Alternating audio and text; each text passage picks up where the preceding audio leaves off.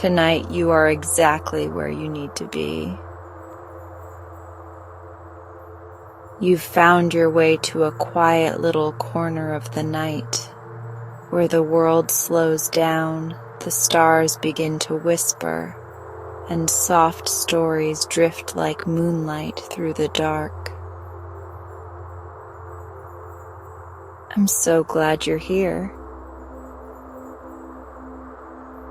Before we begin tonight's story, I just want to gently ask, if you find comfort in these bedtime moments, it would mean the world if you'd take a second to like this video, subscribe, or even share it with someone else who could use a little peace.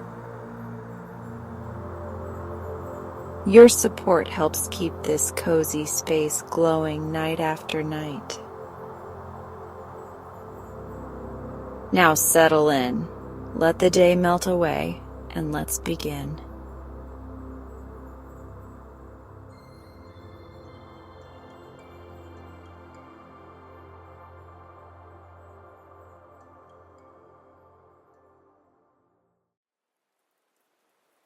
There dwelt a knight in Grianeg of the land of the west, who had 3 daughters, and for goodness and beauty they had not their like in all the isles. All the people loved them, and loud was the weeping when one day, as the 3 maidens sat on the rocks on the edge of the sea, dipping their feet in the water, there arose a great beast from under the waves and swept them away beneath the ocean, and none knew whither they had gone, or how to seek them. Now there lived in a town a few miles off a soldier who had 3 sons, fine youths and strong, and the best players at shinny in that country.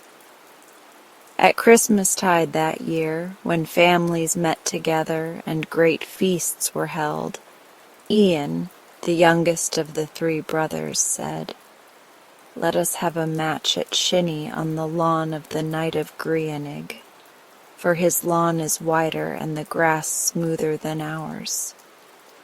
But the others answered, "Nay, for he is in sorrow, and he will think of the games that we have played there when his daughters looked on."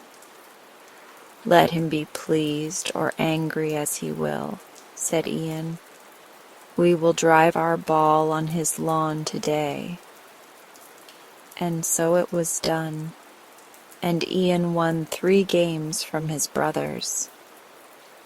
But the knight looked out of his window and was wroth, and bade his men bring the youths before him. When he stood in his hall and beheld them, his heart was softened somewhat, but his face was angry as he asked, "Why did you choose to play shinny in front of my castle when you knew full well that the remembrance of my daughters would come back to me? The pain which you have made me suffer you shall suffer also." "Since we have done you wrong," answered Ian the youngest, "build us a ship, and we will go and seek your daughters. Let them be to windward, or to leeward, or under the 4 brown boundaries of the sea. We will find them before a year and a day goes by, and will carry them back to Grianeg." In 7 days the ship was built, and great store of food and wine placed in her. And the 3 brothers put her head to the sea and sailed away. And in 7 days the ship ran herself on to a beach of white sand, and they all went ashore. They had none of them ever seen that land before, and looked about them. Then they saw that, a short way from them, a number of men were working on a rock, with one man standing over them. "What place is this?" asked the eldest brother. And the man who was standing by made answer, "This is the place where dwell the 3 daughters of the Knight of Grianeg, who are to be wedded tomorrow to 3 giants." "How can we find them?" asked the young man again. And the overlooker answered, "To reach the daughters of the Knight of Grianeg, you must get into this basket and be drawn by a rope up the face of this rock." "Oh, that is easily done," said the eldest brother, jumping into the basket, which at once began to move, up and up and up, till he had gone about halfway, when a fat black raven flew at him and pecked him till he was nearly blind, so that he was forced to go back the way he had come. After that the second brother got into the creel, but he fared no better, for the raven flew upon him, and he returned as his brother had done. "Now it is my turn," said Ian. But when he was halfway up, the raven set upon him also. "Quick, quick!" cried Ian to the men who held the rope. "Quick, quick, or I shall be blinded." And the men pulled with all their might, and in another moment Ian was on top, and the raven behind him. "Will you give me a piece of tobacco?" asked the raven, who was now quite quiet. "You rascal! Am I to give you tobacco for trying to peck my eyes out?" answered Ian. "That was part of my duty," replied the raven, "but give it to me, and I will prove a good friend to you." So Ian broke off a piece of tobacco and gave it to him. The raven hid it under his wing and then went on. "Now I will take you to the house of the big giant where the knight's daughter sits, sewing, sewing, till even her thimble is wet with tears." And the raven hopped before him till they reached a large house, the door of which stood open. They entered and passed through one hall after the other, until they found the knight's daughter, as the bird had said. "What brought you here?"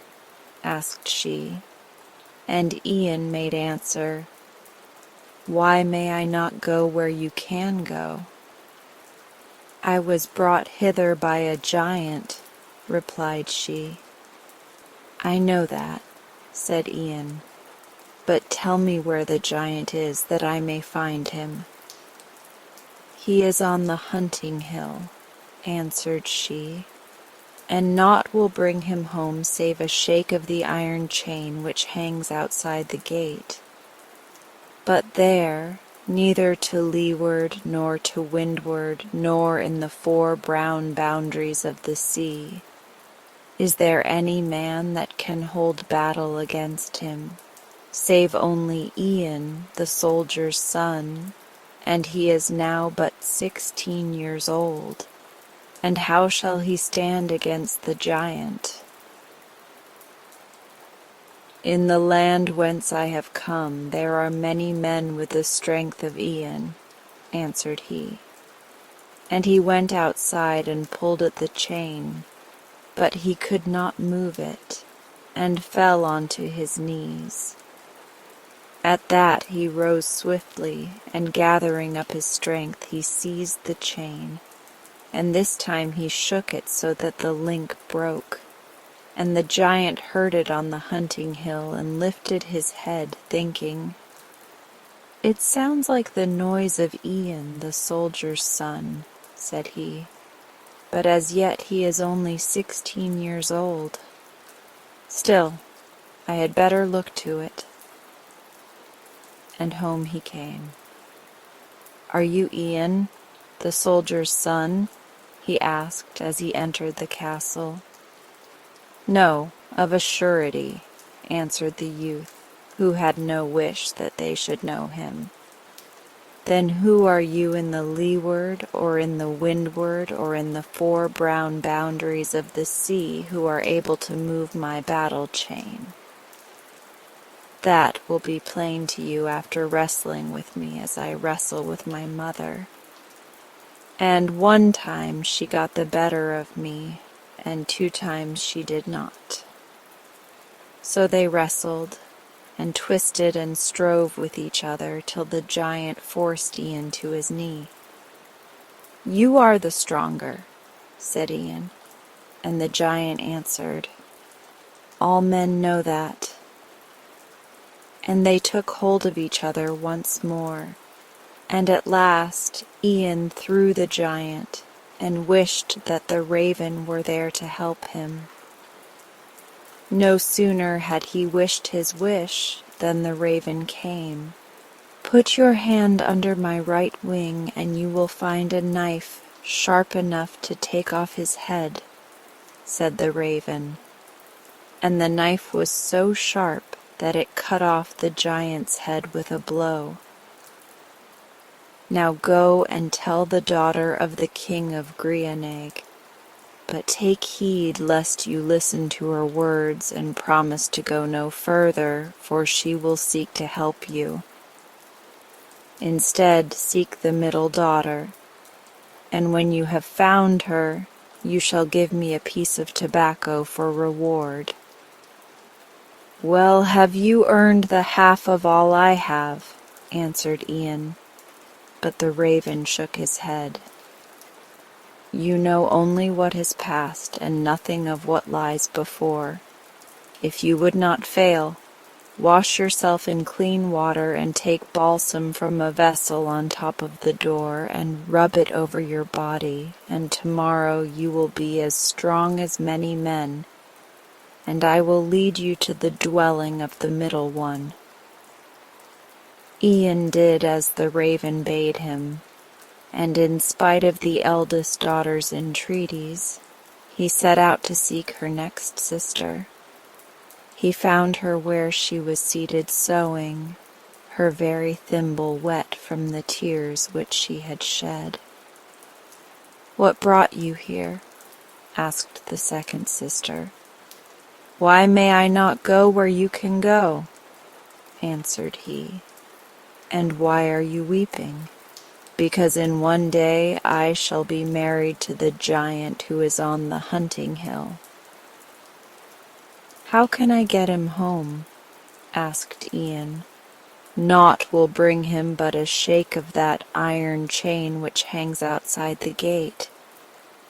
But there is neither to leeward nor to westward, nor in the 4 brown boundaries of the sea, any man that can hold battle with him, save Ian, the soldier's son, and he is now but 16 years of age. In the land whence I have come there are many men with the strength of Ian," said he. And he went outside and pulled at the chain, but he could not move it, and fell on his knees. At that he rose to his feet, and gathering up his strength mightily, he seized the chain. And this time he shook it so that 3 links broke. And the second giant heard it on the hunting hill, and lifted his head thinking, "It sounds like the noise of Ian, the soldier's son," said he. "But as yet he is only 16 years old. Still, I had better look to it." And home he came.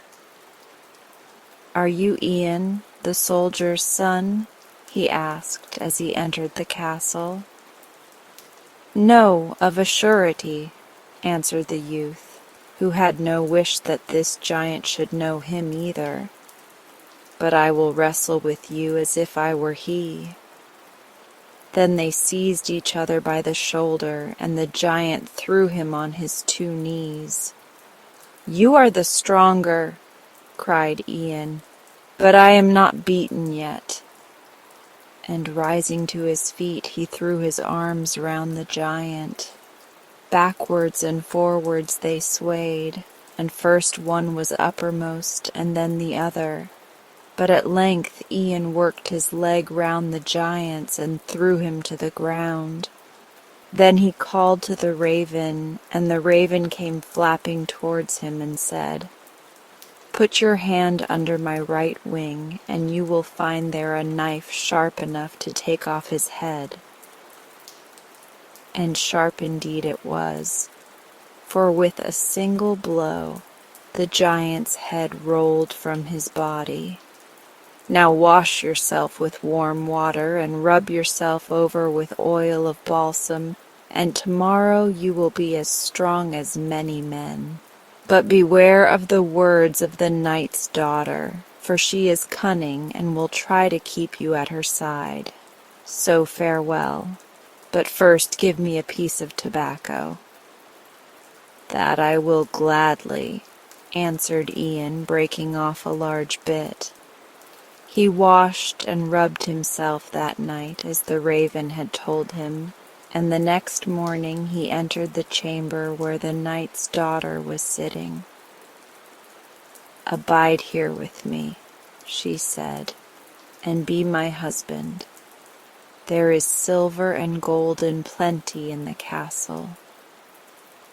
But he took no heed, and went on his way till he reached the castle where the knight's youngest daughter was sewing in the hall, and tears dropped from her eyes onto her thimble.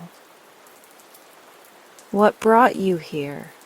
asked she, and Ian made answer, "Why may I not go where you can go? I was brought hither by a giant."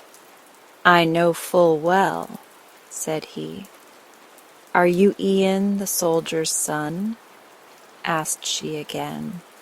And again he answered, "Yes, I am. But tell me, why are you weeping?" "Tomorrow the giant will return from the hunting hill, and I must marry him," she sobbed. And Ian took no heed, and only said, "How can I bring him home?" "Shake the iron chain that hangs outside the gate." And Ian went out, and gave such a pull to the chain that he fell down at full length from the force of the shake. But in a moment he was on his feet again, and seized the chain with so much strength that 4 links came off in his hand.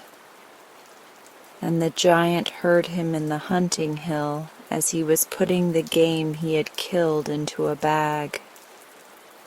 In the leeward, or the windward, or in the 4 brown boundaries of the sea, there is none who could give my chain a shake save only Ian, the soldier's son. And if he has reached me, then he has left my 2 brothers dead behind him." With that he strode back to the castle, the earth trembling under him as he went. "Are you Ian, the soldier's son?" asked he.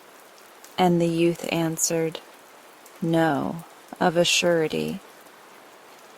"Then who are you in the leeward, or the windward, or in the 4 brown boundaries of the sea who are able to shake my battle chain?" "There is only Ian, the soldier's son, who can do this, and he is but now 16 years old." "I will show you who I am when you have wrestled with me," said Ian. And they threw their arms round each other, and the giant forced Ian onto his knees. But in a moment he was up again, and crooking his leg round the shoulders of the giant, he threw him heavily to the ground.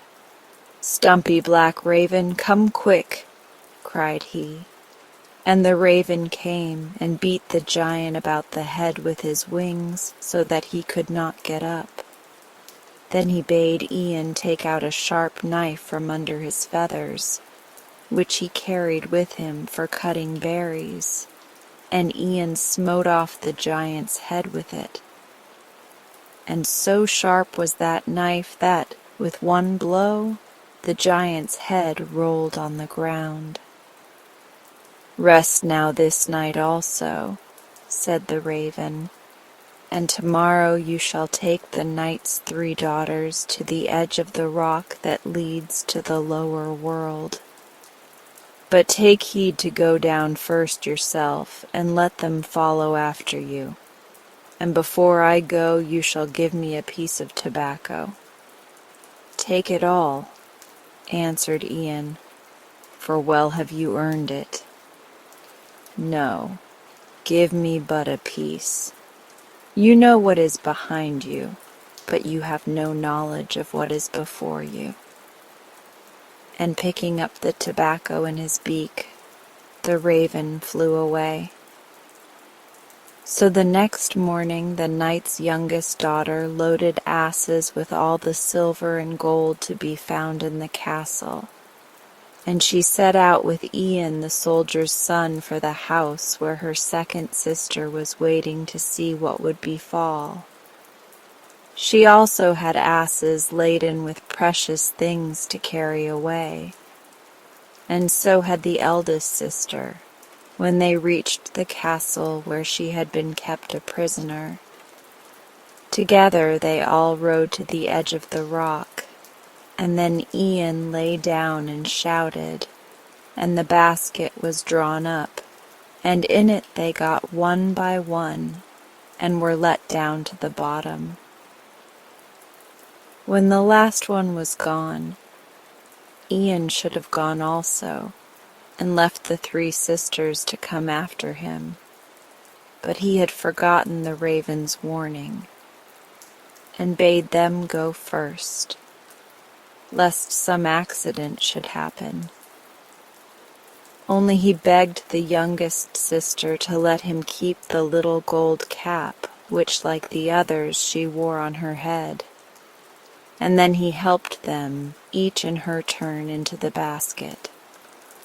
Long he waited, but wait as he might, the basket never came back, for in their joy at being free the knight's daughters had forgotten all about Ian, and had set sail in the ship that had brought him and his brothers to the land of Grianeg.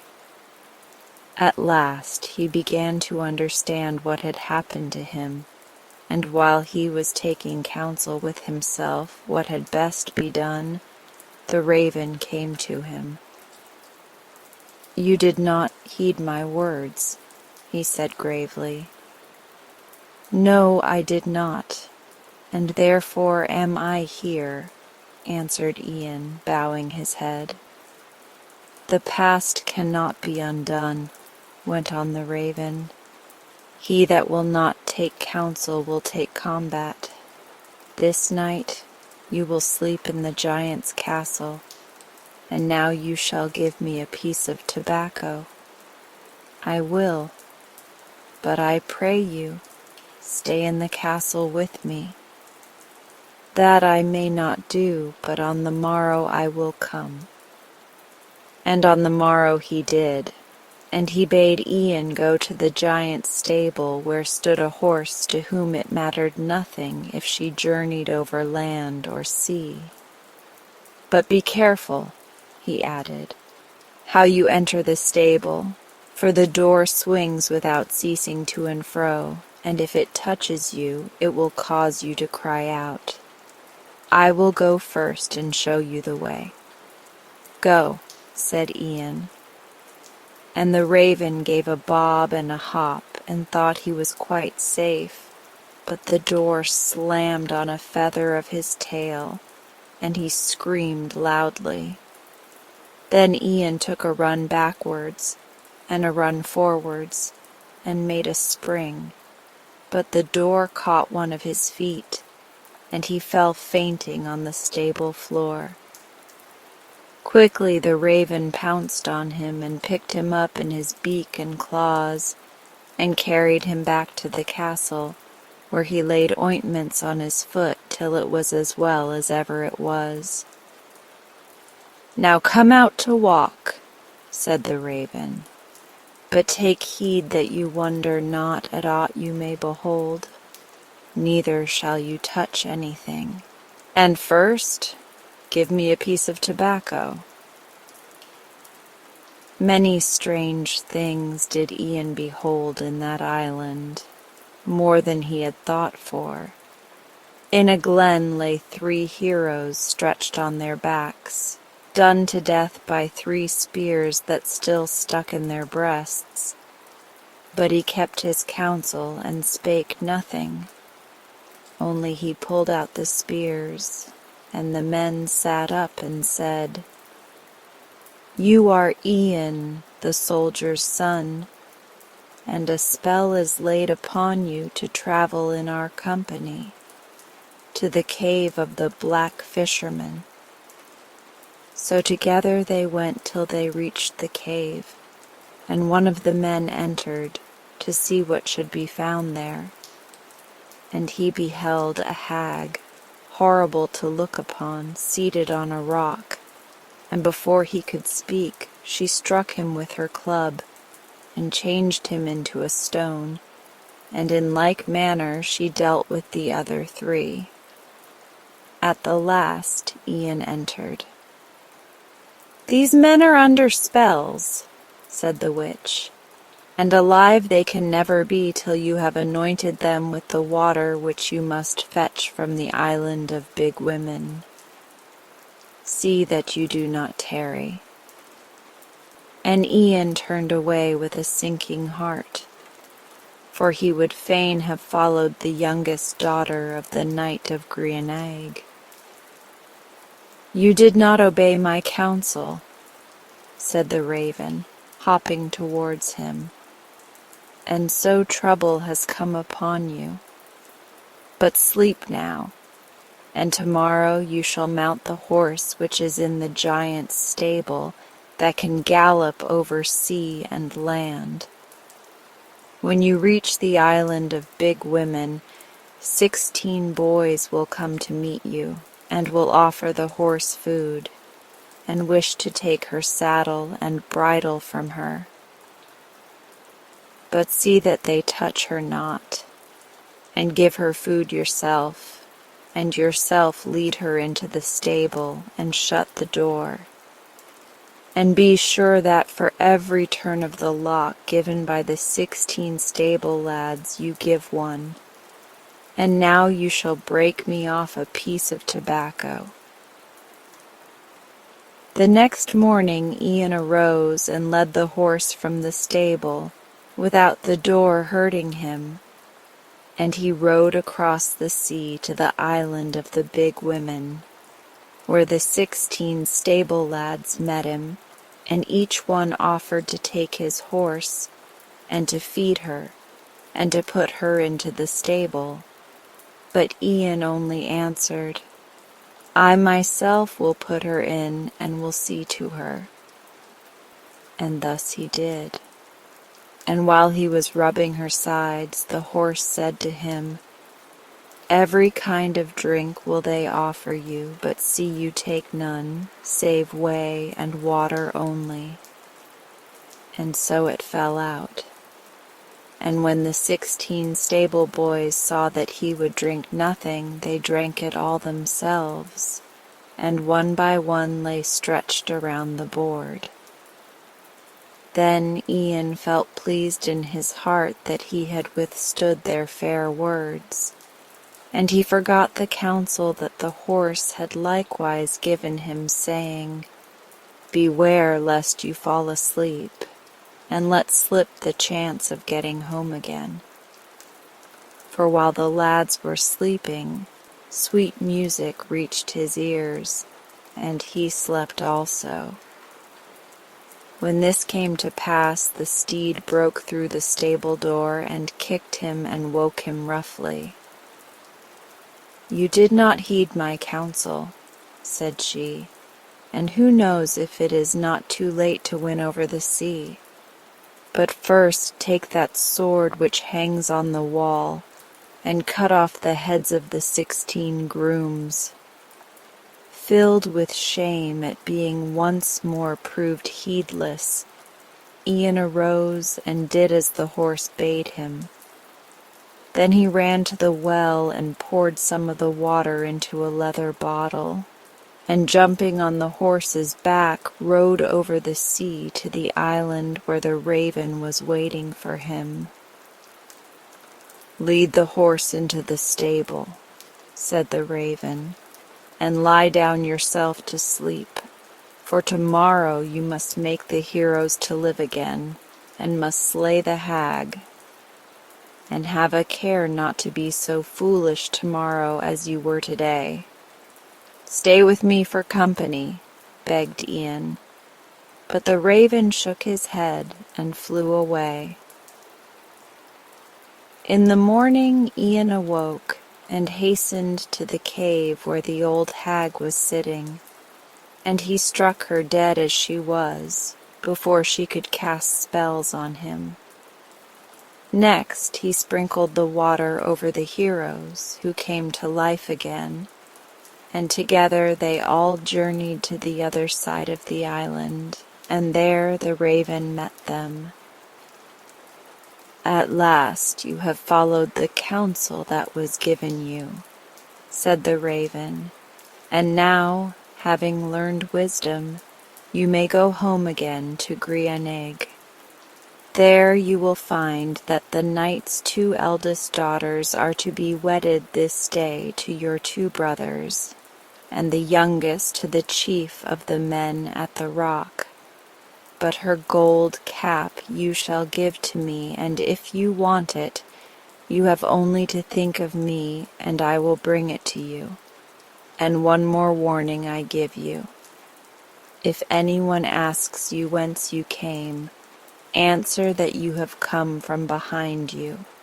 And if anyone asks you whither you are going, say that you are going before you."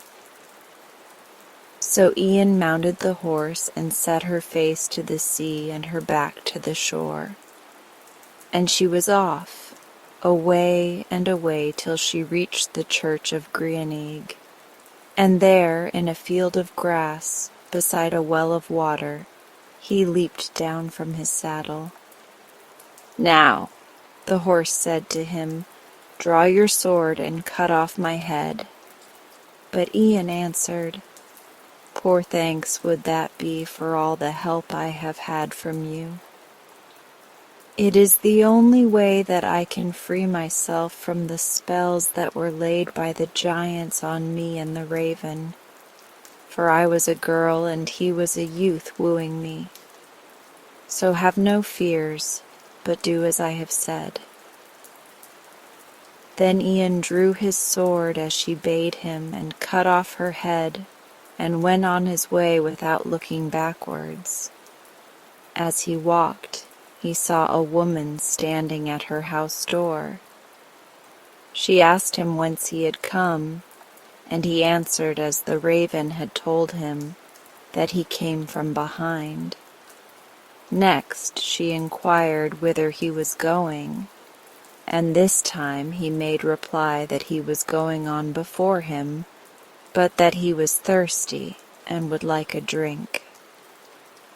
"You are an impudent fellow," said the woman, "but you shall have a drink." And she gave him some milk, which was all she had till her husband came home. "Where is your husband?"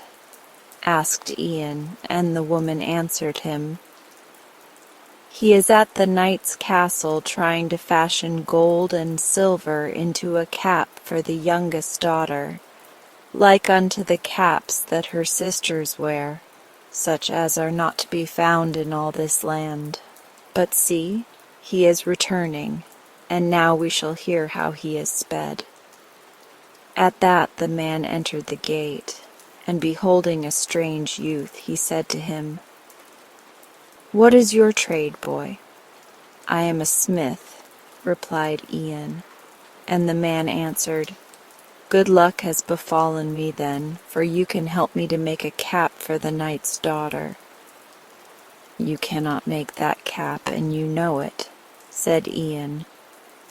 "Well, I must try," replied the man, or I shall be hanged on a tree, so it were a good deed to help me." "I will help you if I can," said Ian, "but keep the gold and silver for yourself, and lock me into the smithy tonight, and I will work my spells."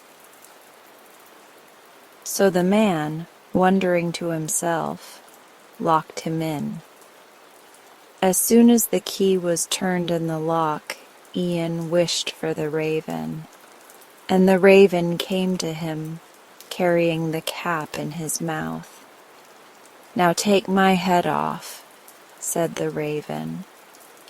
But Ian answered, "Poor thanks were that for all the help you have given me." "It is the only thanks you can give me," said the raven, "for I was a youth like yourself before spells were laid on me." Then Ian drew his sword and cut off the head of the raven and shut his eyes so that he might see nothing.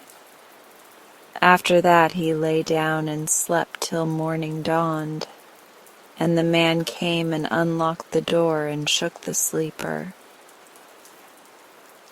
"Here is the cap," said Ian drowsily, drawing it from under his pillow. And he fell asleep again directly. The sun was high in the heavens when he woke again, and this time he beheld a tall, brown-haired youth standing by him. "I am the raven," said the youth, "and the spells are broken. But now get up and come with me." Then they two went together to the place where Ian had left the dead horse. But no horse was there now, only a beautiful maiden. "I am the horse," she said, "and the spells are broken." And she and the youth went away together. In the meantime the smith had carried the cap to the castle, and bade a servant belonging to the knight's youngest daughter bear it to her mistress. But when the girl's eyes fell on it, she cried out, "He speaks false, and if he does not bring me the man who really made the cap, I will hang him on the tree beside my window." The servant was filled with fear at her words, and hastened and told the smith, who ran as fast as he could to seek for Ian. And when he found him and brought him into the castle, the girl was first struck dumb with joy. Then she declared that she would marry nobody else. At this, someone fetched to her the Knight of Grianag, and when Ian had told his tale, he vowed that the maiden was right, and that his elder daughters should never wed with men who had not only taken glory to themselves, which did not belong to them, but had left the real doer of the deeds to his fate. And the wedding guests said that the knight had spoken well, and the two elder brothers were fain to leave the country, for no one would converse with them.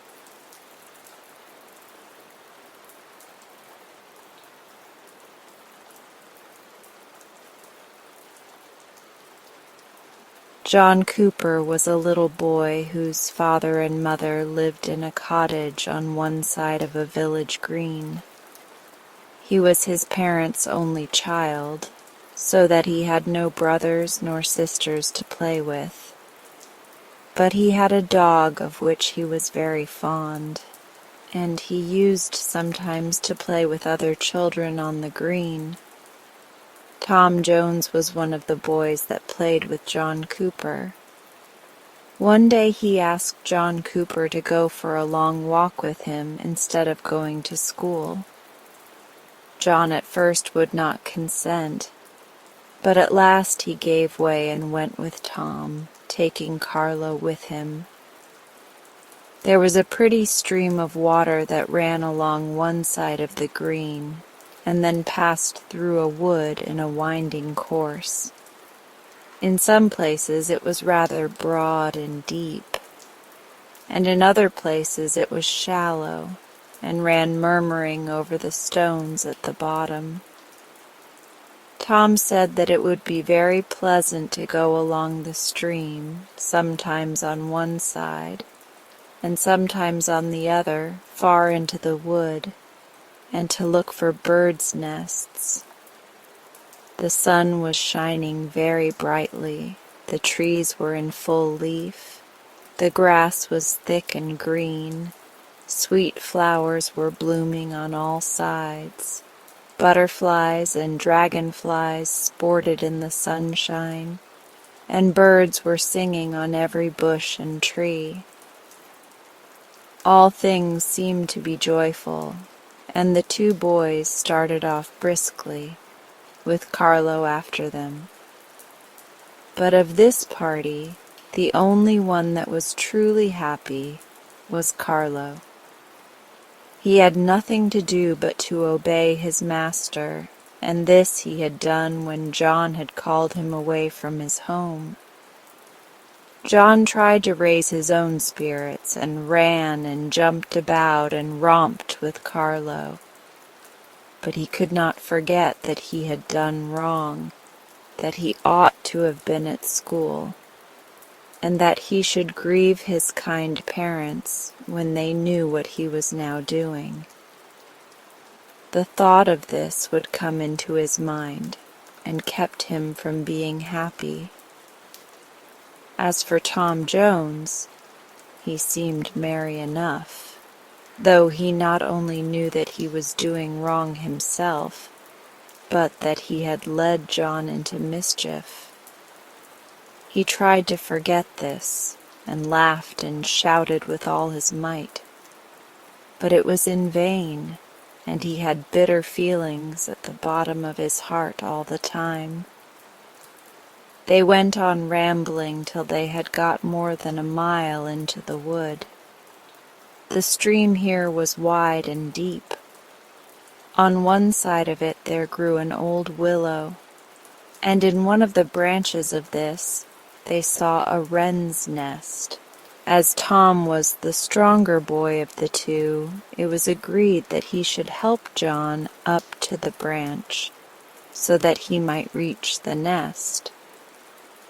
John got upon the branch, and he had put out his hand to take hold of the nest, when the branch broke off, and down he fell into the water. Tom laughed at this, for he knew that the stream was not deep enough to drown him, but Carlo rushed in and dragged his master by the clothes towards the bank. John scrambled out, but he was covered with mud. Tom helped him to take off his clothes and clean off the mud and dry them, but with all they could do, John was still in a sad mess. And as it was now late in the day, he turned to go home with a heavy heart. When he reached the cottage, he found his father and mother in great alarm, as they could not think what had become of him. When they found out what had taken place, their alarm was changed into grief, on account of the son whom they loved so much, having done wrong. John himself cried a great deal, and said that he was more vexed because he had caused them grief than he should have been if they had scolded and whipped him. His mother told him that she left it to his own heart to scold him, and that he should go to his bedroom and pray to God on his knees to forgive him, as she had taught him to pray. John did as she bade him, and he prayed to God with all his heart. He then went to sleep with a quiet mind, and when he awoke the next morning he prayed again that God would give him strength to do his duty, and to stand firm when he should be tempted again, as he had been by Tom Jones. He then read a chapter in the Bible to his mother and went to school. His master kept him in and gave him only a piece of bread and a cup of water for dinner. But he did not suffer nearly so much from this as he had done from having grieved his dear parents. For he had before this been brought to repent, and he felt that God and his father and mother had forgiven him. John Cooper never again grieved his father and mother by doing wrong, and never forgot the lesson he had learned when Tom Jones led him astray as long as he lived. When John Cooper became a man, there were bad times, and he could not get a living at the trade to which he had been brought up.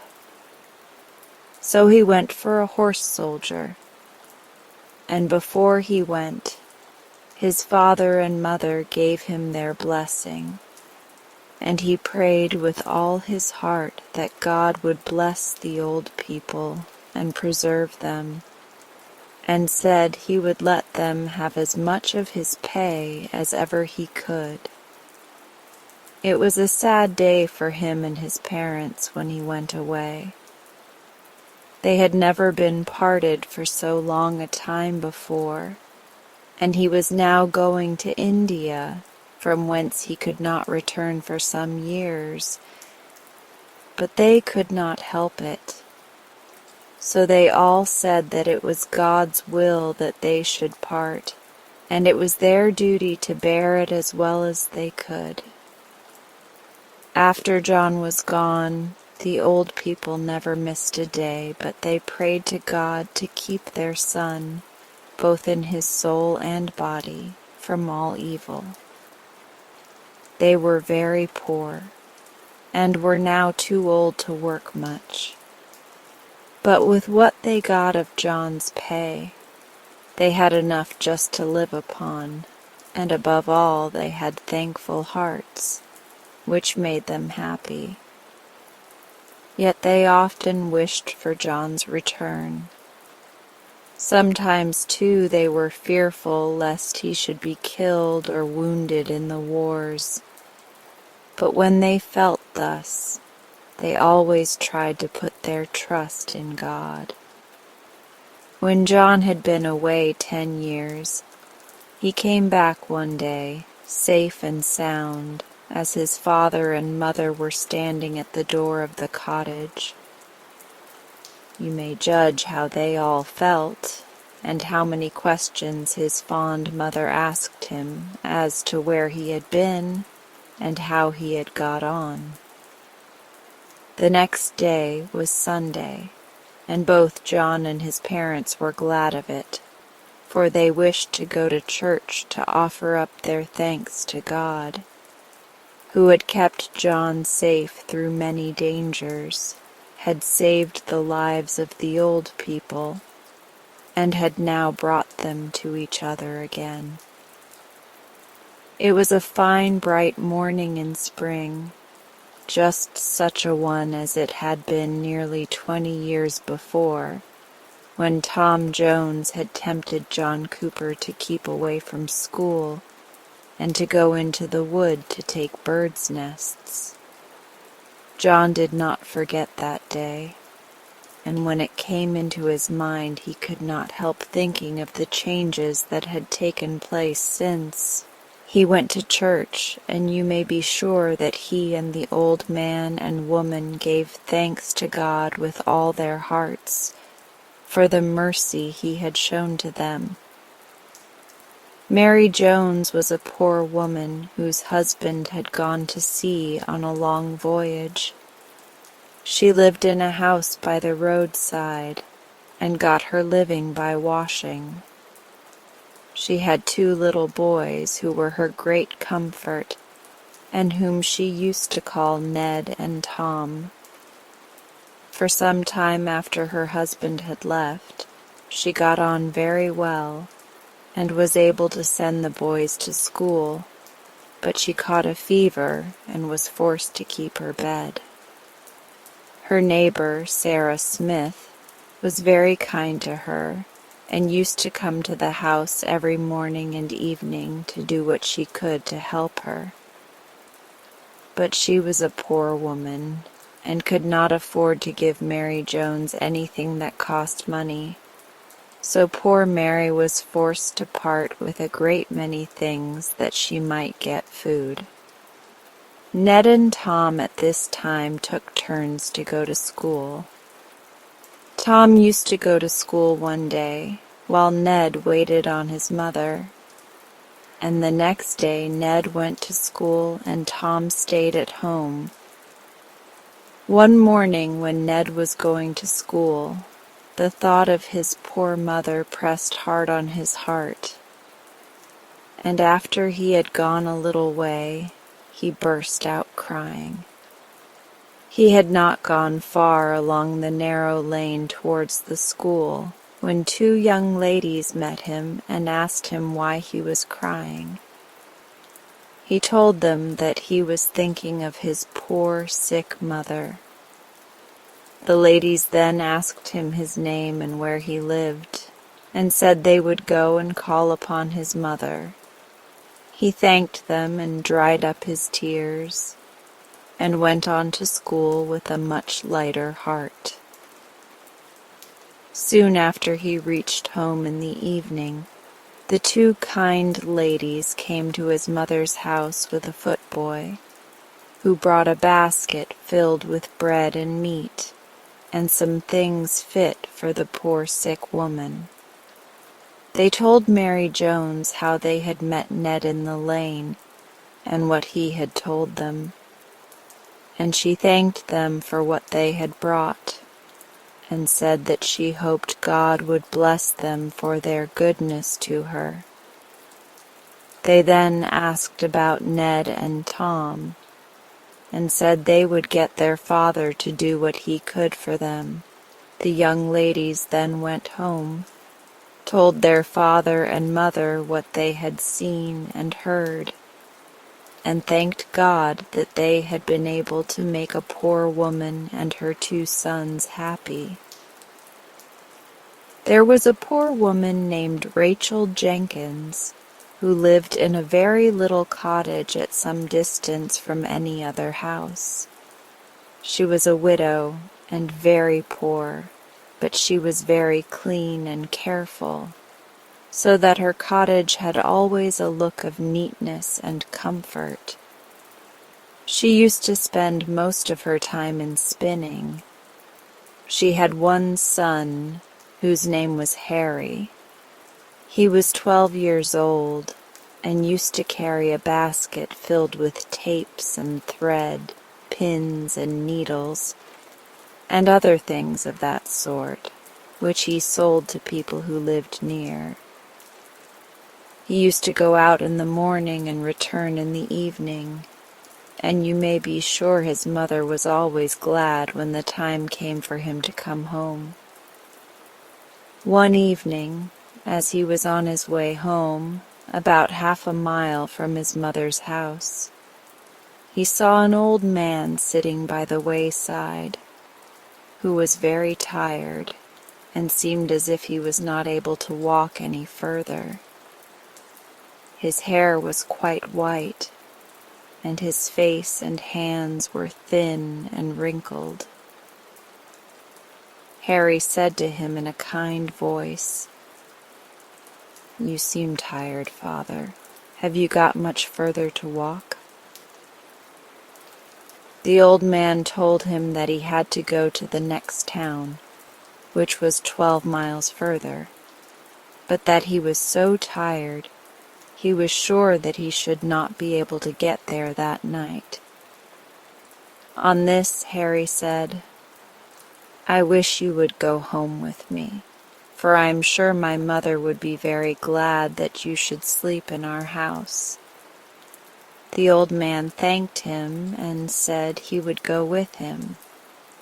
So he rested his hand upon Harry's shoulder and walked slowly towards the house. Harry's mother met them at the door, and when Harry had told her how he had met with the old man, She said she was glad to see him and asked him to walk in to take some tea. After tea, the old man told Sarah Jenkins that he was going to see his son, who was laid up in a hospital in the town to which he was going. His son was a soldier and had been in the West Indies for some years, but he caught the yellow fever and was sent home sick. The next morning the old man went on his way and blessed Sarah Jenkins and Harry, because they had done good to him who could make no other return than to thank them and pray for them. When I was a girl, Sunday evening used to be the part of the week that I loved best, and I liked it better in winter than in summer.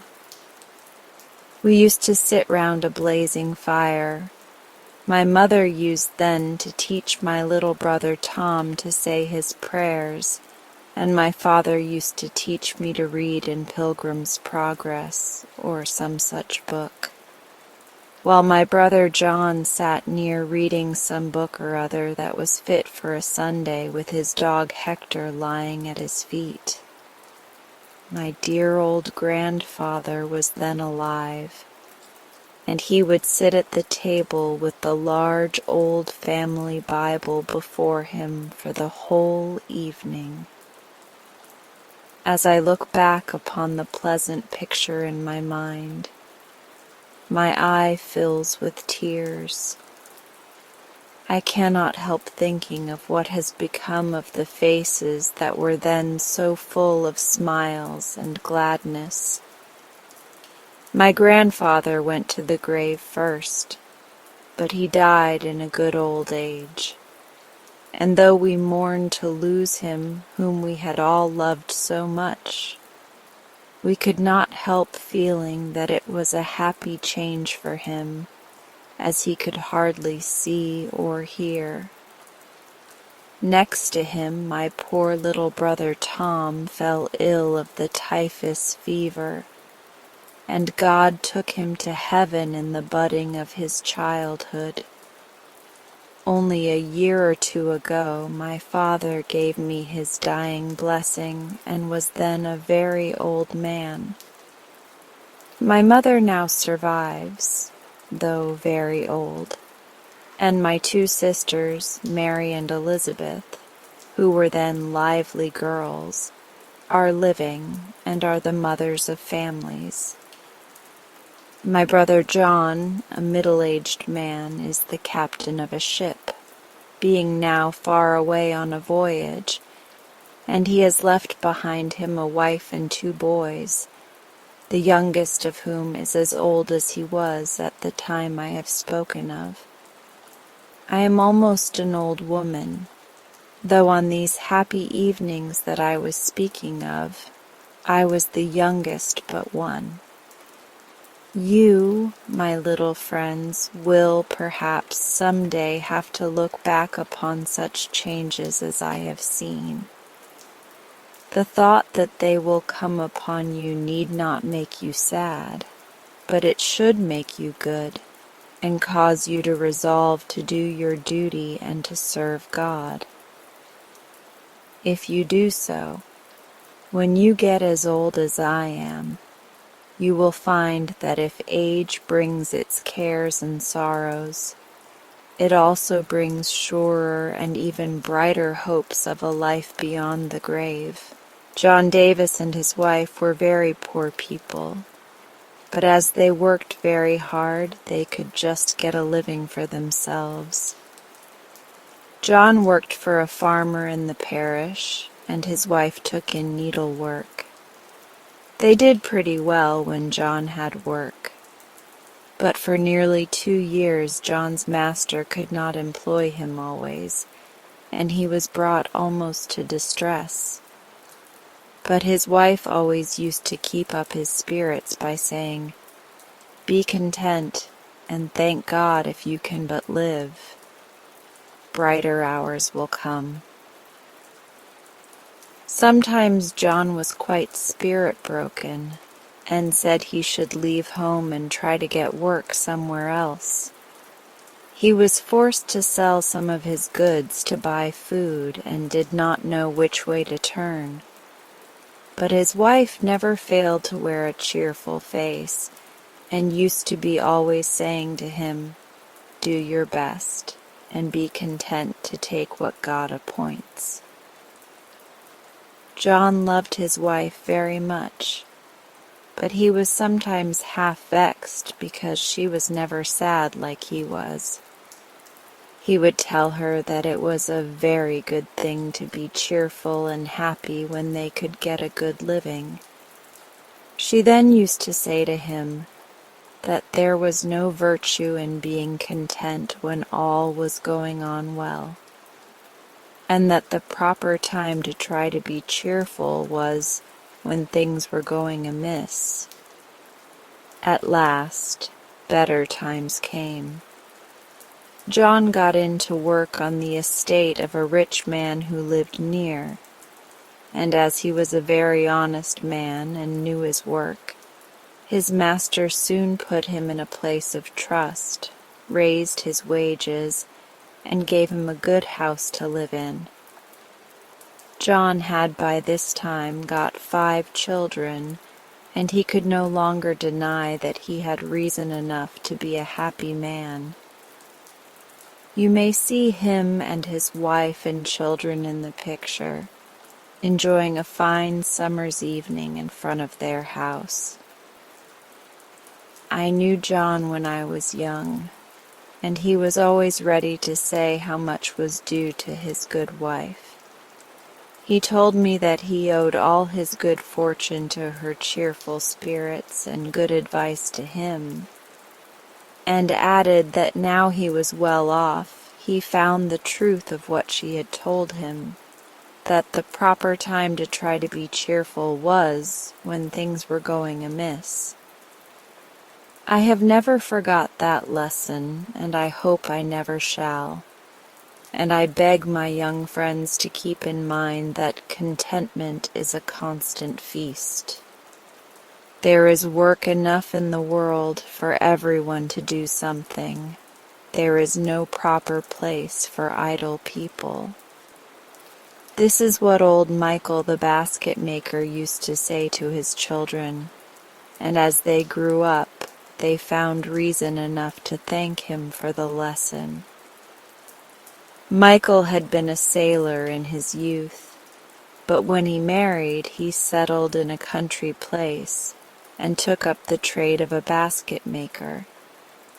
At first he could hardly get money enough to buy rods, but by working very hard, he soon got money and credit too. No one in the village was now up before Michael, and most people went to bed before he left off work. Small as was the sum of money that he could earn in a week, he would always put by something, if it was but a penny. Every month he put these savings into the savings bank, and in the course of the first 6 years, he found he had got 25 pounds. By this time he had got 2 children, and the eldest was old enough to learn to read. She used to sit by him with her book as he worked, and he taught her when she wanted help. His wife was in the meantime doing something in the house, or working for some of the farmers who lived near. Michael now bought a cow and 2 pigs and made some profit by them. In 6 years more he bought the cottage he lived in, and 12 years after this, that is 24 years after he was married, he rented a little farm. By this time he had 7 children, and as he had made his cottage larger, they all lived at home and helped him. His eldest boys worked at the farm, and the girls milked the cows and made the butter under the care of their mother and kept the poultry. As for Michael himself, though he was well off. He kept on his old trade, and went on in his old habits. The last time I saw him before I left the place in which he lived, he was teaching his youngest child to read while he was at work, just as he had taught his eldest. I have often thought of Michael's words, "There is no place in the world for idle people." An accomplished wizard once lived on the top floor of a tenement house and passed his time in thoughtful study and studious thought.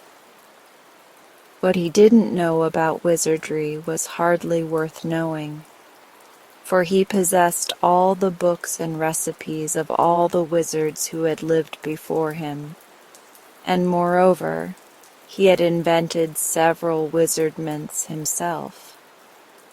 This admirable person would have been completely happy, but for the numerous interruptions to his studies caused by folk who came to consult him about their troubles, in which he was not interested, and by the loud knocks of the iceman, the milkman, the baker's boy, the laundryman, and the peanut woman.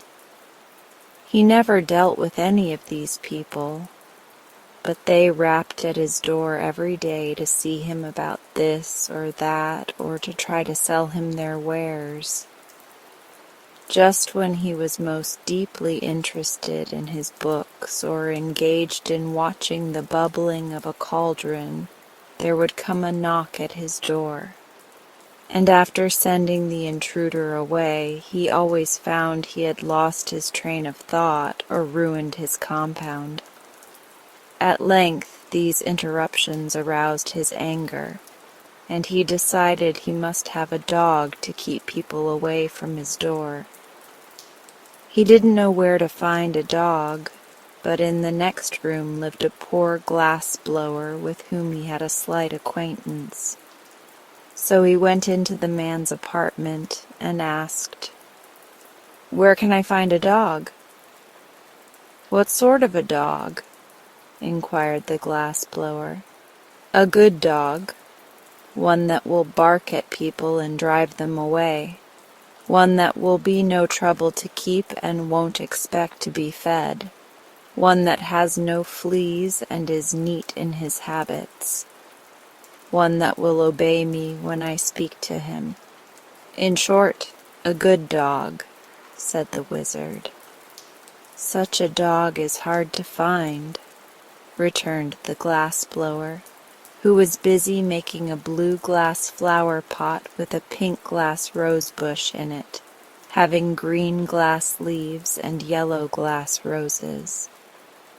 The wizard watched him thoughtfully. "Why cannot you blow me a dog out of glass?" he asked presently. "I can," declared the glass blower, "but it would not bark at people, you know." "Oh, I'll fix that easily enough," replied the other. "If I could not make a glass dog bark, I would be a mighty poor wizard." "Very well. If you can use a glass dog, I'll be pleased to blow one for you. Only you must pay for my work." "Certainly," agreed the wizard. "But I have none of that horrid stuff you call money. You must take some of my wares in exchange."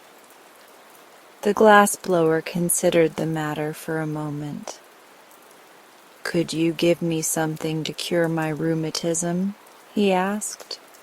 "Oh, yes, easily." "Then it's a bargain. I'll start the dog at once. What color of glass shall I use?" "Pink is a pretty color," said the wizard. "And it's unusual for a dog, isn't it?" "Very," answered the glass blower, "but it shall be pink." So the wizard went back to his studies, and the glass blower began to make the dog. Next morning he entered the wizard's room with the glass dog under his arm and set it carefully upon the table. It was a beautiful pink in color, with a fine coat of spun glass, and about its neck was twisted a blue glass ribbon. Its eyes were specks of black glass and sparkled intelligently, as do many of the glass eyes worn by men. The wizard expressed himself pleased with the glass blower's skill, and at once handed him a small vial. "This will cure your rheumatism," he said. "But the vial is empty," protested the glass blower. "Oh no, there is one drop of liquid in it," was the wizard's reply. "Will one drop cure my rheumatism?" inquired the glass blower in wonder. "Most certainly. That is a marvelous remedy. The one drop contained in the vial will cure instantly any kind of disease ever known to humanity. Therefore it is especially good for rheumatism.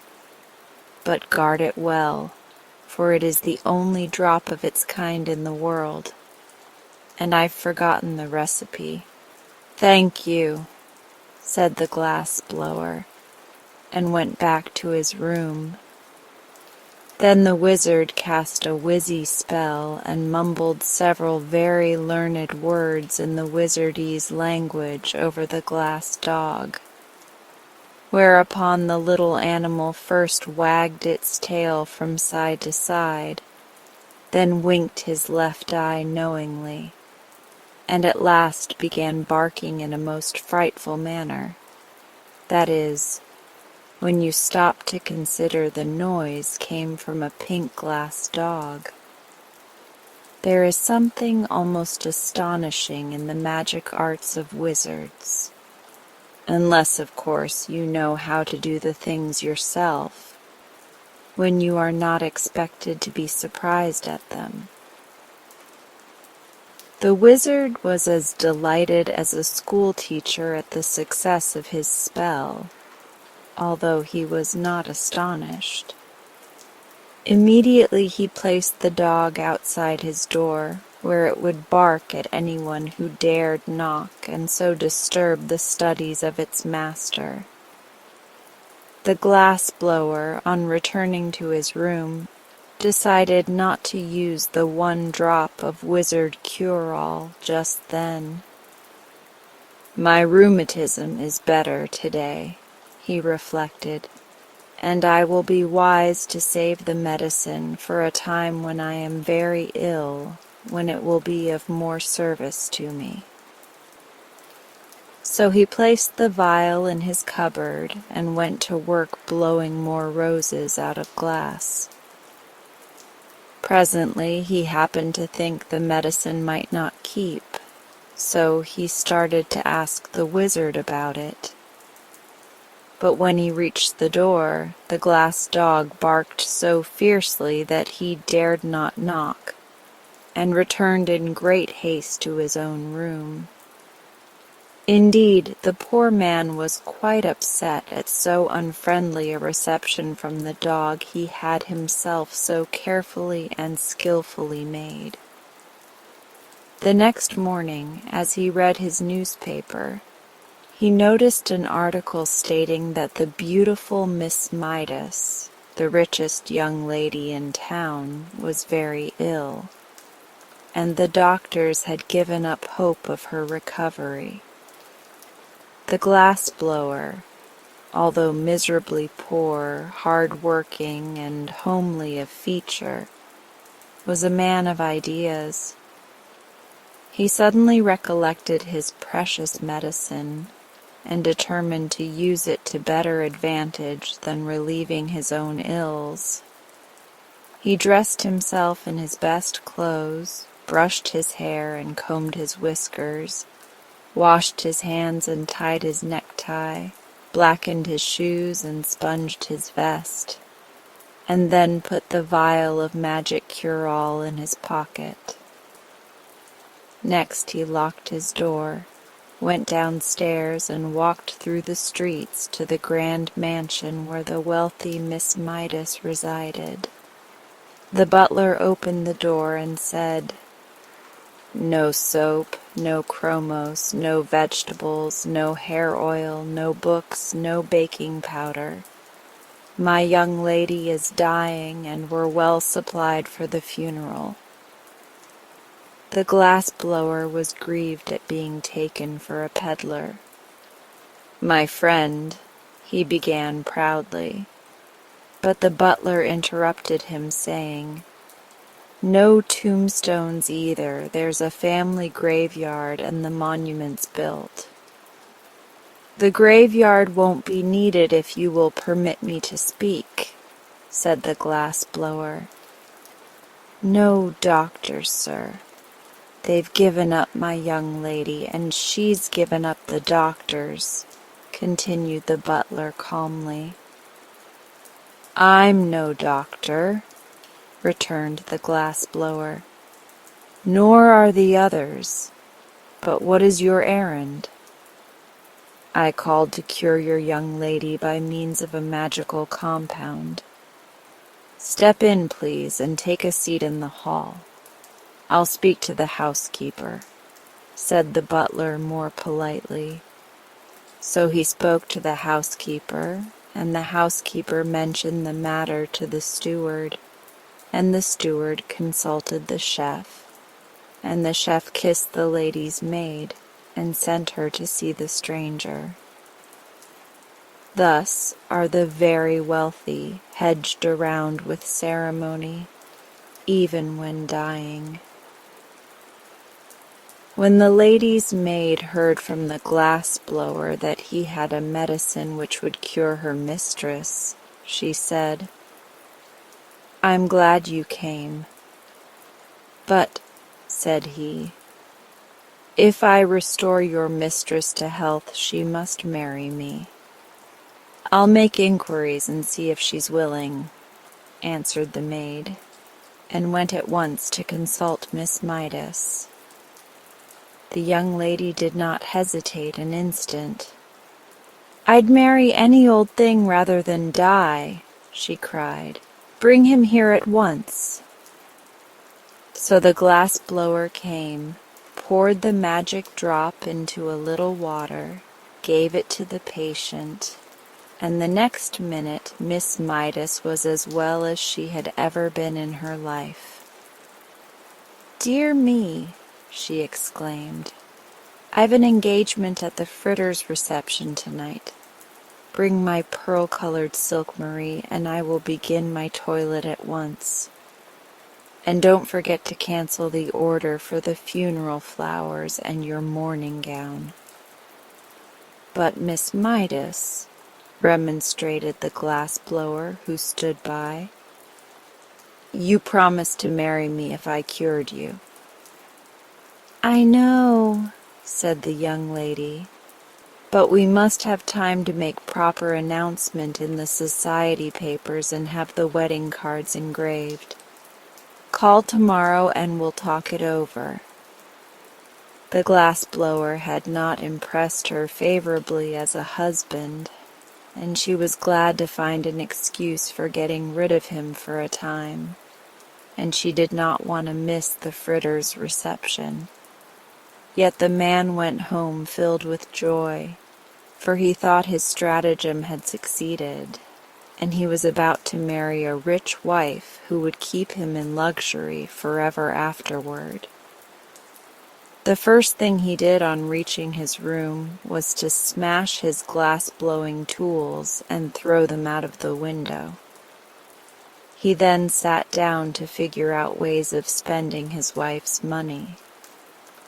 The following day he called upon Miss Midas, who was reading a novel and eating chocolate creams as happily as if she had never been ill in her life. "Where did you get the magic compound that cured me?" she asked. "From a learned wizard," said he.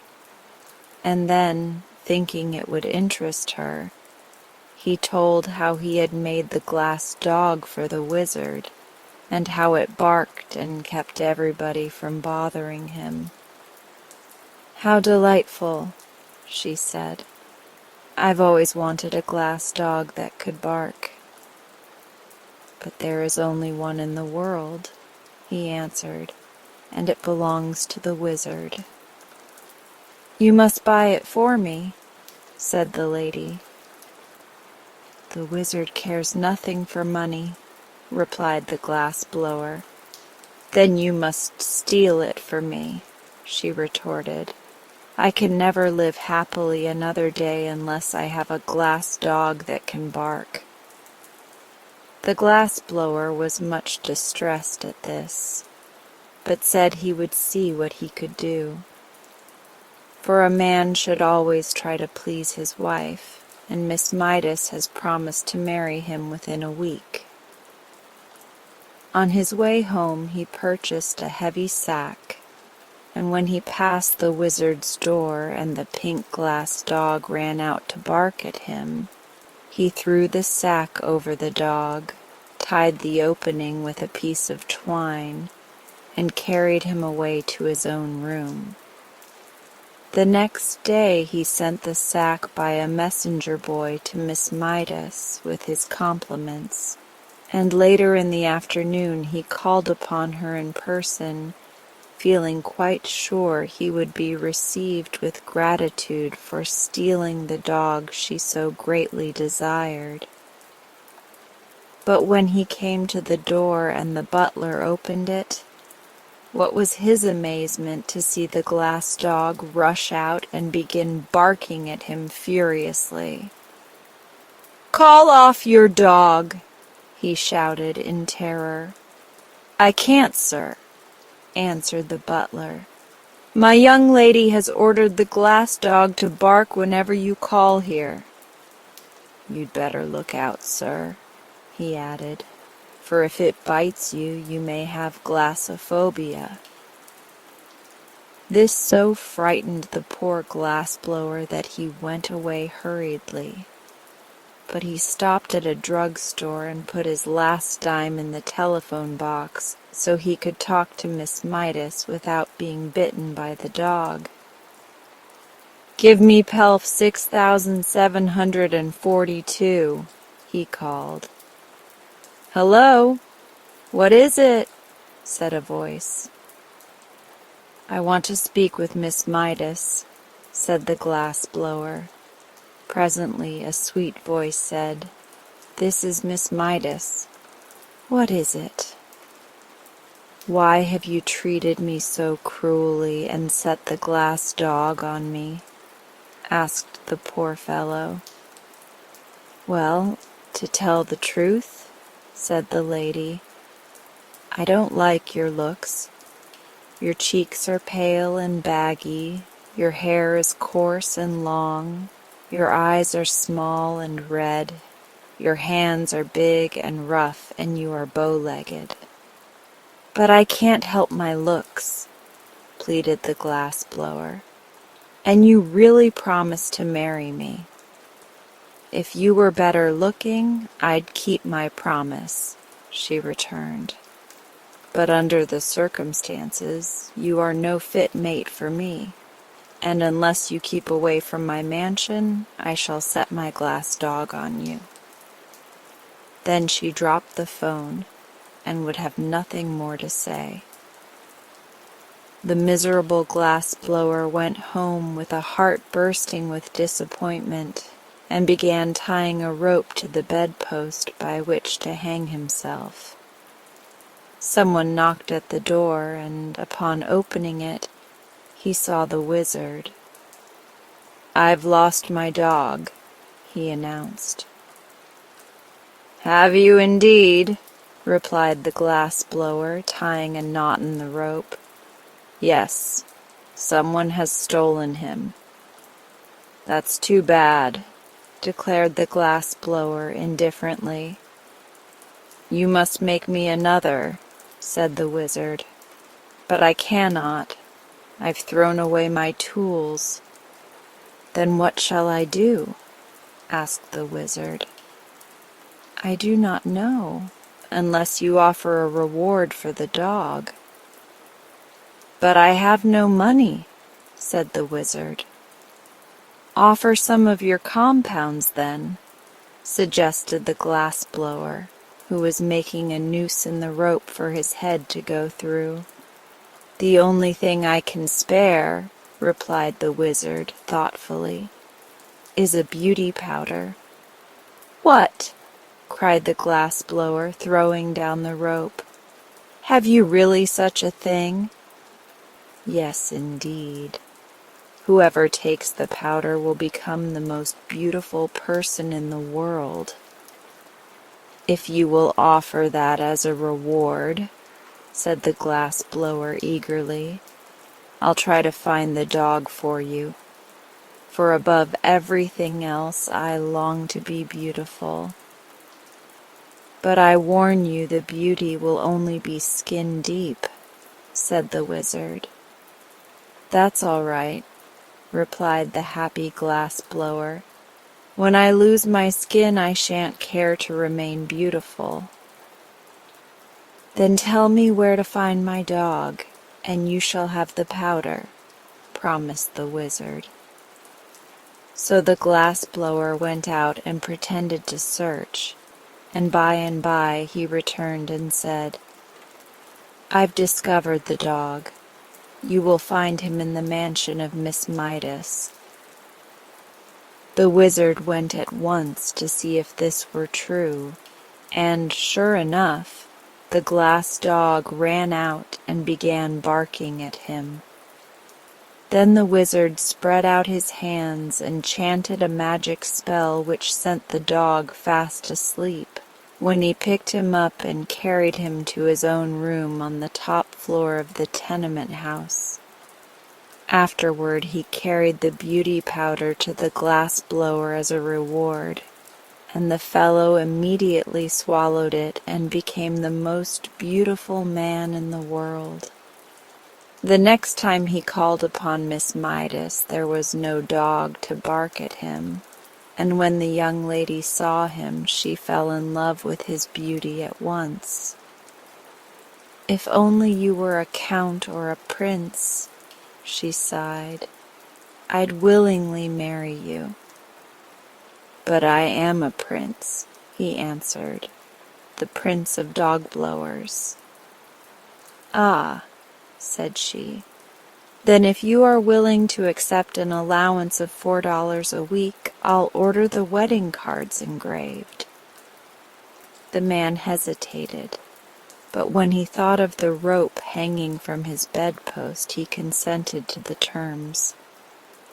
So they were married, and the bride was very jealous of her husband's beauty and led him a dog's life.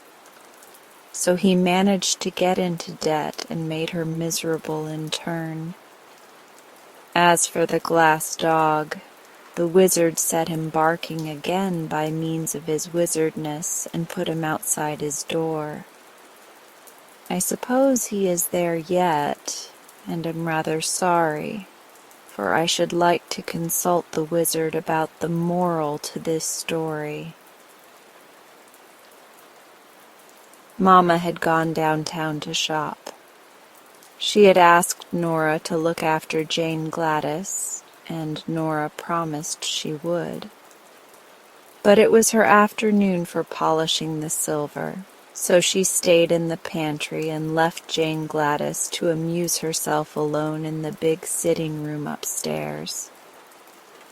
The little girl did not mind being alone, for she was working on her first piece of embroidery, a sofa pillow for Papa's birthday present. So she crept into the big bay window and curled herself up on the broad sill while she bent her brown head over her work. Soon the door opened and closed again, quietly.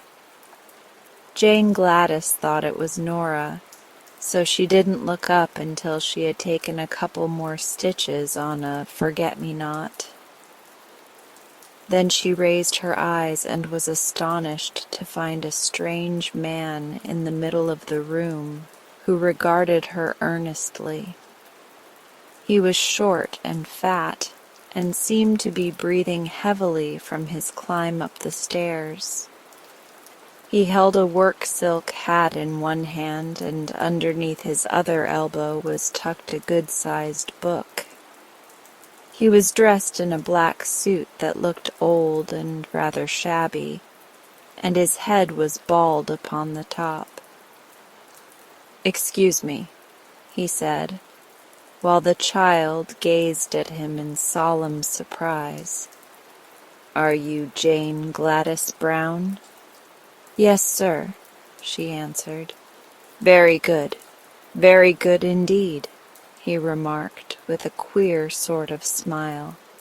"I've had quite a hunt to find you, but I've succeeded at last." "How did you get in?" inquired Jane Gladys with a growing distrust of her visitor. "That is a secret," he said mysteriously. This was enough to put the girl on her guard. She looked at the man, and the man looked at her, and both looks were grave and somewhat anxious. "What do you want?" she asked, straightening herself up with a dignified air. "Ah, now we are coming to business," said the man briskly. "I'm going to be quite frank with you. To begin with, your father has abused me in a most ungentlemanly manner." Jane Gladys got off the window-sill and pointed her small finger at the door. "Leave this room immediately," she cried, her voice trembling with indignation. "My papa is the best man in the world. He never bust anybody." "Allow me to explain, please," said the visitor, without paying any attention to her request to go away.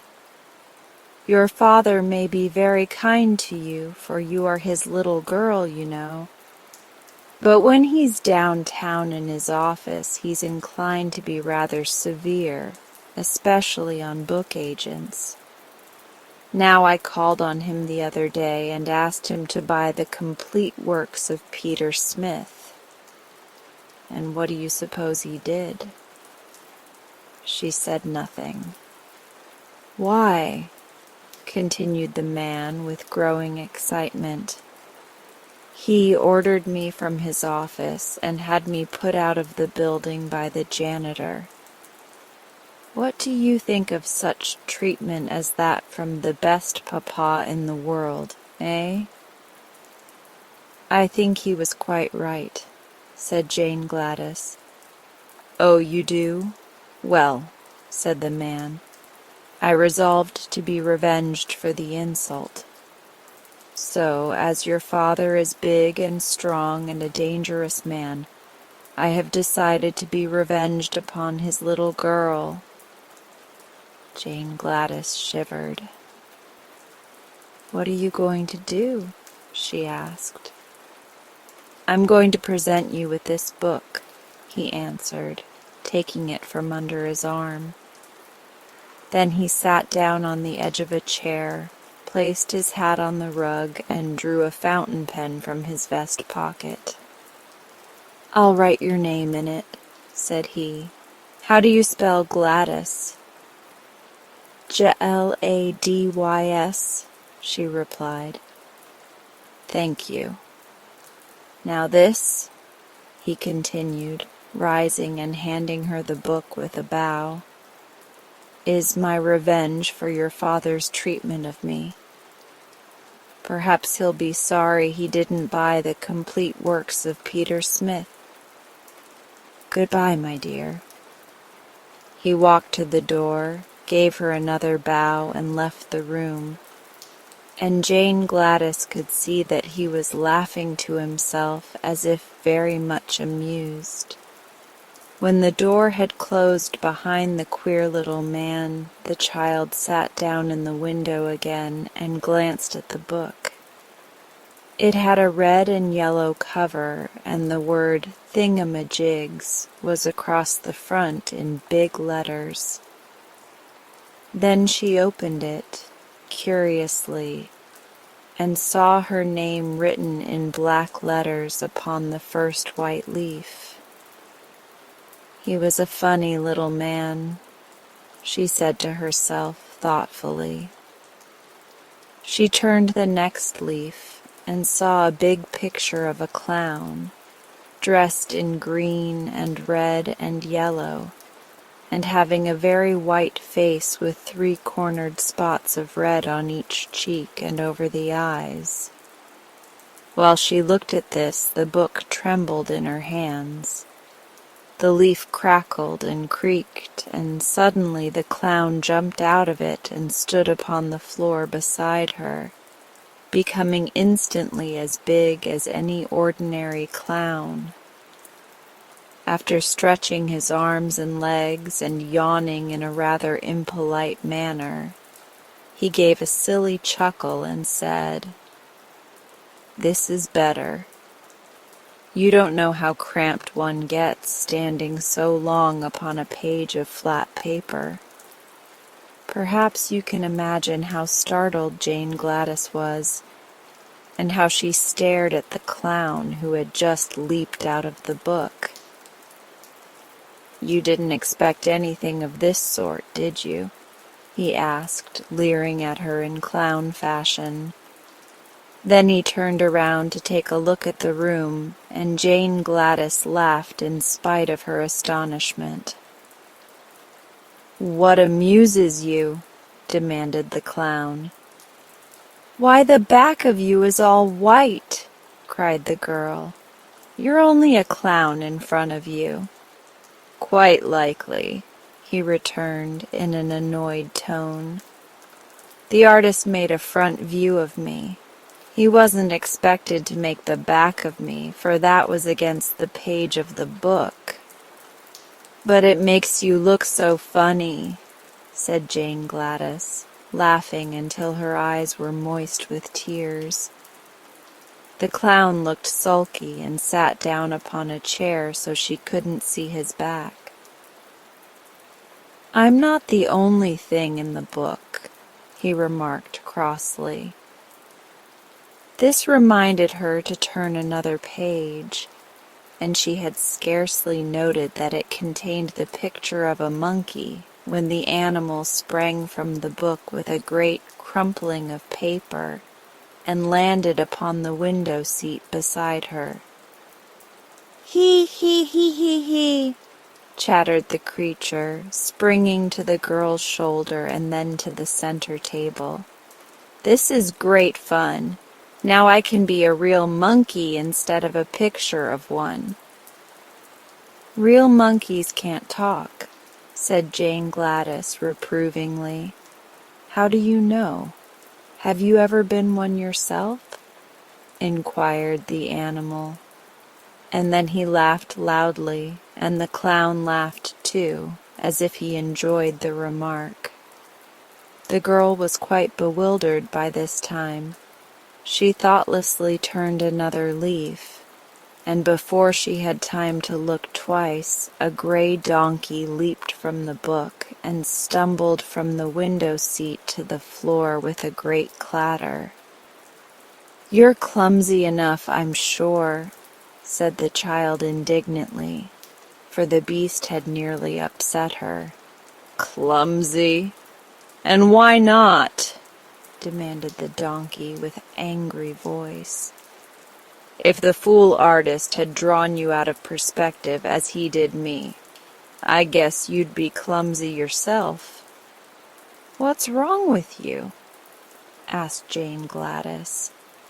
"My front and rear legs on the left side are nearly 6 inches too short. That's what's the matter.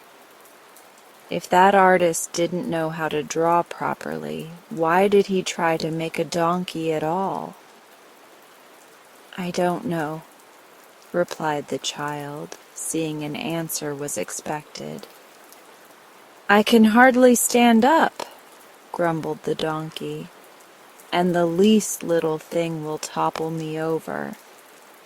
Don't mind that, said the monkey, making a spring at the chandelier and swinging from it by his tail until Jane Gladys feared he would knock all the globes off. The same artist has made my ears as big as that clown's, and everyone knows a monkey hasn't any ears to speak of, much less to draw.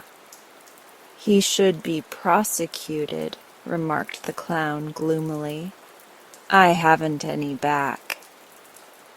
Jane Gladys looked from one to the other with a puzzled expression upon her sweet face, and turned another page of the book.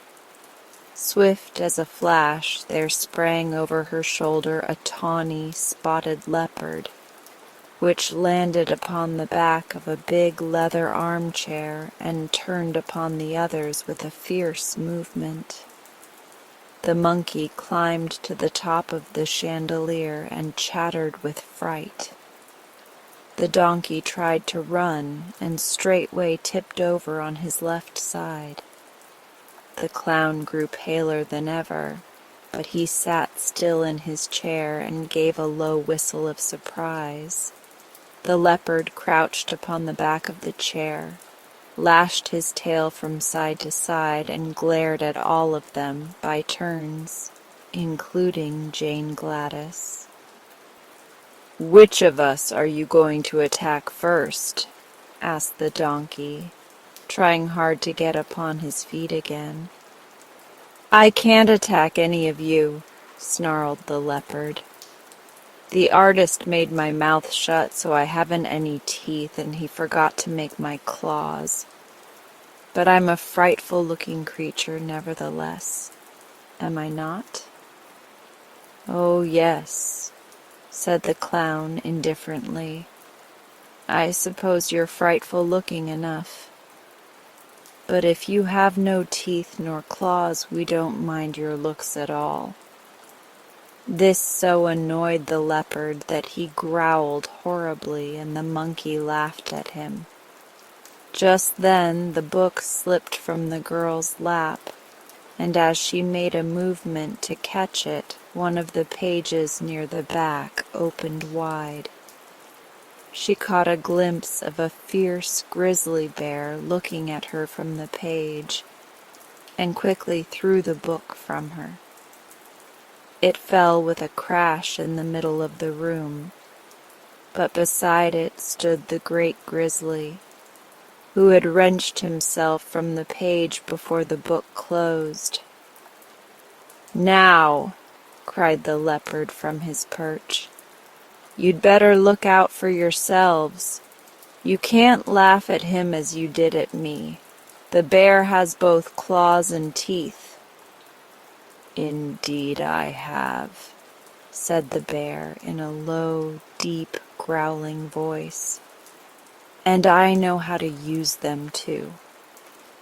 If you read in that book, you'll find I'm described as a horrible, cruel, and remorseless grizzly, whose only business in life is to eat up little girls, shoes, dresses, ribbons, and all."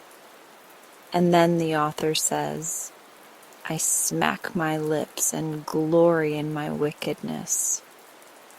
"That's awful," said the donkey, sitting upon his haunches and shaking his head sadly. "What do you suppose possessed the author to make you so hungry for girls? Do you eat animals also?" "The author does not mention my eating anything but little girls," replied the bear. "Very good," remarked the clown, drawing a long breath of relief. "You may begin eating Jane Gladys as soon as you wish. She laughed because I had no back." "And she laughed because my legs are out of perspective," brayed the donkey. "But you also deserve to be eaten," screamed the leopard from the back of the leather chair. "For you laughed and poked fun at me because I had no claws nor teeth. Don't you suppose, Mr. Grizzly, you could manage to eat a clown, a donkey, and a monkey after you finish the girl?" "Perhaps so, and a leopard into the bargain," growled the bear. "It will depend on how hungry I am, but I must begin on the little girl first because the author says I prefer girls to anything." Jane Gladys was much frightened on hearing this conversation, and she began to realize what the man meant when he said he gave her the book to be revenged. Surely Papa would be sorry he hadn't bought the complete works of Peter Smith when he came home and found his little girl eaten up by a grizzly bear, shoes, dress, ribbons, and all. The bear stood up and balanced himself on his rear legs. "This is the way I look in the book," he said. "Now watch me eat the little girl." He advanced slowly toward Jane Gladys, and the monkey, the leopard, the donkey, and the clown all stood around in a circle and watched the bear with much interest. But before the grizzly reached her, the child had a sudden thought and cried out, "Stop! You mustn't eat me. It would be wrong." "Why?" asked the bear in surprise. "Because I own you. You're my private property," she answered. "I don't see how you make that out," said the bear in a disappointed tone. "Why, the book was given to me. My name's on the front leaf, and you belong by rights in the book, so you mustn't dare to eat your owner." The grizzly hesitated. "Can any of you read?" he asked. "I can," said the clown. "Then see if she speaks the truth. Is her name really in the book?" The clown picked it up and looked at the name. "It is," said he. "Jane Gladys Brown," and written quite plainly in big letters. The bear sighed. "Then of course I can't eat her," he decided. "That author is as disappointing as most authors are. But he's not as bad as the artist," exclaimed the donkey, who was still trying to stand up straight. "The fault lies with yourselves," said Jane Gladys severely. "Why didn't you stay in the book where you were put?" The animals looked at each other in a foolish way, and the clown blushed under his white paint. "Really," began the bear, and then he stopped short. The doorbell rang loudly. "It's Mama!" cried Jane Gladys, springing to her feet. "She's come home at last. Now, you stupid creatures." But she was interrupted by them all making a rush for the book. There was a swish and a whir and a rustling of leaves, and an instant later the book lay upon the floor, looking just like any other book, while Jane Gladys's strange companions had all disappeared. This story should teach us to think quickly and clearly upon all occasions. For had Jane Gladys not remembered that she owned the bear, he probably would have eaten her before the bell rang. There lived in Boston a wise and ancient chemist by the name of Dr. Dawes, who dabbled somewhat in magic. There also lived in Boston a young lady by the name of Claribel Sudds, who was possessed of much money, little wit, and an intense desire to go upon the stage. So Claribel went to Dr. Dawes and said, "I can neither sing nor dance. I cannot recite verse nor play upon the piano. I am no acrobat, nor leper, nor high kicker. Yet I wish to go upon the stage. What shall I do?" "Are you willing to pay for such accomplishments?" asked the wise chemist. "Certainly," answered Clarabelle, jingling her purse. "Then come to me tomorrow at 2 o'clock," said he. All that night he practiced what is known as chemical sorcery, so that when Clarabelle Sudds came next day at 2 o'clock, he showed her a small box filled with compounds that closely resembled French bonbons. "This is a progressive age," said the old man, "and I flatter myself your Uncle Dawes keeps right along with the procession. Now, one of your old-fashioned sorcerers would have made you some nasty, bitter pills to swallow, but I have consulted your taste and convenience. Here are some magic bonbons. If you eat this one with the lavender color, you can dance thereafter as lightly and gracefully as if you had been trained a lifetime. After you consume the pink confection, you will sing like a nightingale. Eating the white one will enable you to become the finest elocutionist in the land. The chocolate piece will charm you into playing the piano better than Rubinstein, while after eating the lemon-yellow bonbon you can easily kick 6 feet above your head." "How delightful!" exclaimed Clarabelle, who was truly enraptured. "You are certainly a most clever sorcerer as well as a considerate compounder," and she held out her hand for the box. "Ahem!" said the wise one. "A check, please." "Oh, yes, to be sure. How stupid of me to forget it," she returned. He considerately retained the box in his own hand while she signed a check for a large amount of money, after which he allowed her to hold the box herself. "Are you sure you have made them strong enough?" she inquired anxiously. "It usually takes a great deal to affect me." "My only fear," replied Dr. Dawes, "is that I have made them too strong, for this is the first time I have ever been called upon to prepare these wonderful confections." "Don't worry," said Clarabelle. "The stronger they act, the better I shall act myself." She went away after saying this, but stopping in at a dry goods store to shop, she forgot the precious box in her new interest and left it lying on the ribbon counter.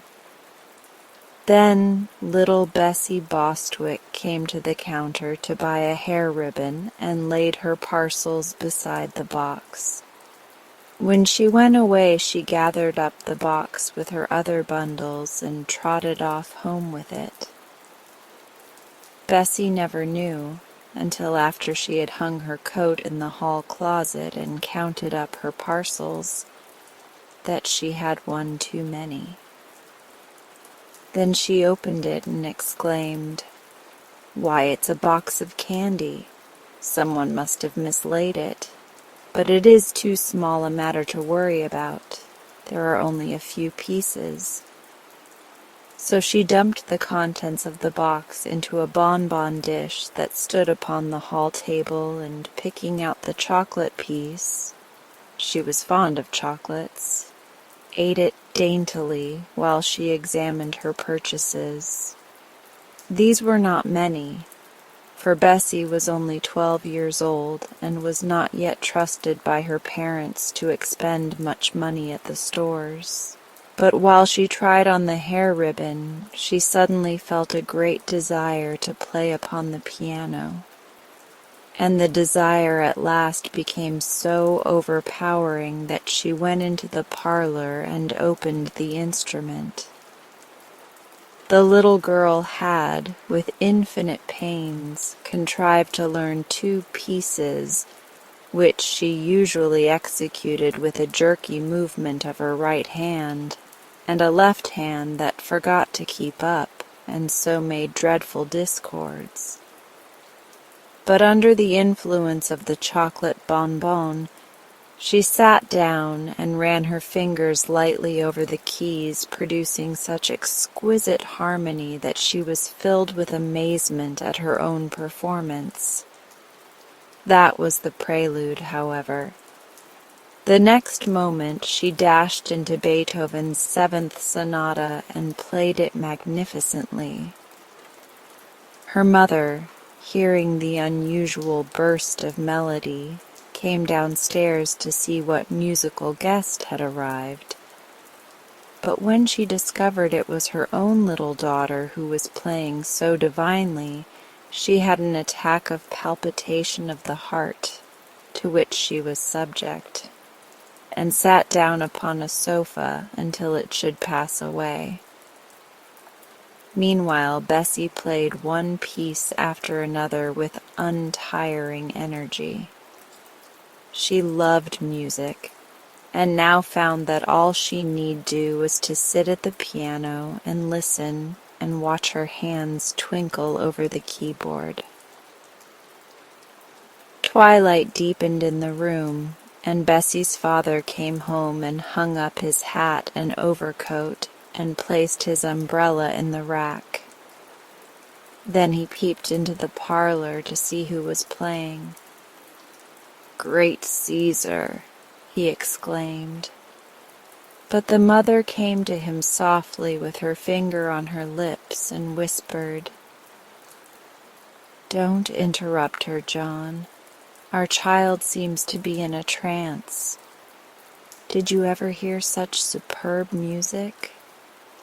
"Why, she's an infant prodigy," gasped the astounded father. "Beats Blind Tom all hollow. It's wonderful." As they stood listening, the senator arrived, having been invited to dine with them that evening, and before he had taken off his coat, the Yale professor, a man of deep learning and scholarly attainments, joined the party. Bessie played on, and the 4 elders stood in a huddled but silent and amazed group, listening to the music and waiting for the sound of the dinner gong. Mr. Bostwick, who was hungry, picked up the bonbon dish that lay on the table beside him and ate the pink confection. The professor was watching him, so Mr. Bostwick courteously held the dish toward him. The professor ate the lemon-yellow piece, and the senator reached out his hand and took the lavender piece. He did not eat it, however, for, chancing to remember that it might spoil his dinner, he put it in his vest pocket. Mrs. Bostwick, still intently listening to her precocious daughter without thinking what she did, took the remaining piece, which was the white one, and slowly devoured it. The dish was now empty, and Claribel Sudd's precious bonbons had passed from her possession forever. Suddenly Mr. Bostwick, who was a big man, began to sing in a shrill tremolo soprano voice. It was not the same song Bessie was playing, and the discord was shocking that the professor smiled.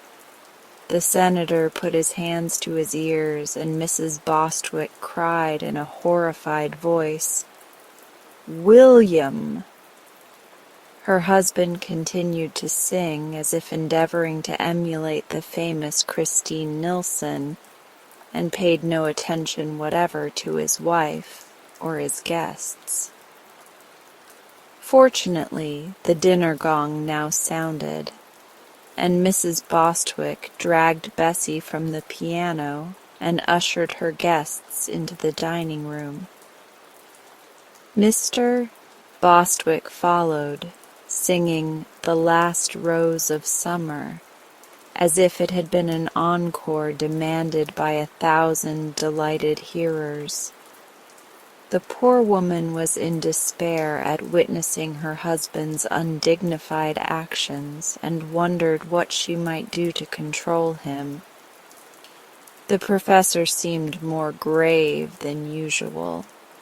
The senator's face wore an offended expression, and Bessie kept moving her fingers as if she still wanted to play the piano.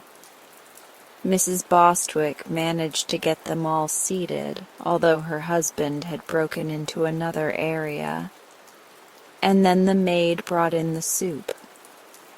When she carried a plate to the professor, he cried in an excited voice, "Hold it higher! Higher! I say!"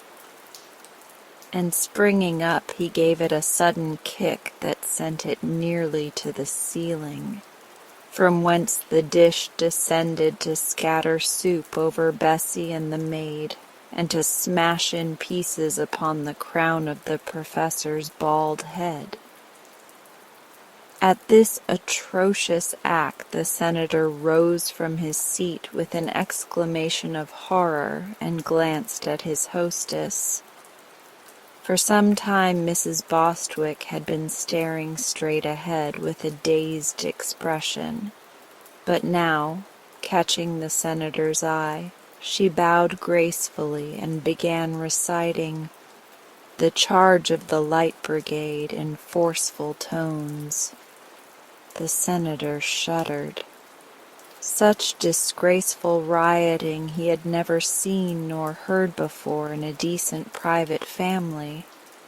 He felt that his reputation was at stake, and, being the only sane person apparently in the room, there was no one to whom he might appeal. The maid had run away to cry hysterically in the kitchen. Mr. Bostwick was singing "Oh, Promise Me." The professor was trying to kick the globes off the chandelier. Mrs. Bostwick had switched her recitation to "The Boy Stood on the Burning Deck," and Bessie had stolen into the parlor and was pounding out the overture from the "Flying Dutchman." The senator was not at all sure he would not go crazy himself presently, so he slipped away from the turmoil and, catching up his hat and coat in the hall, hurried from the house.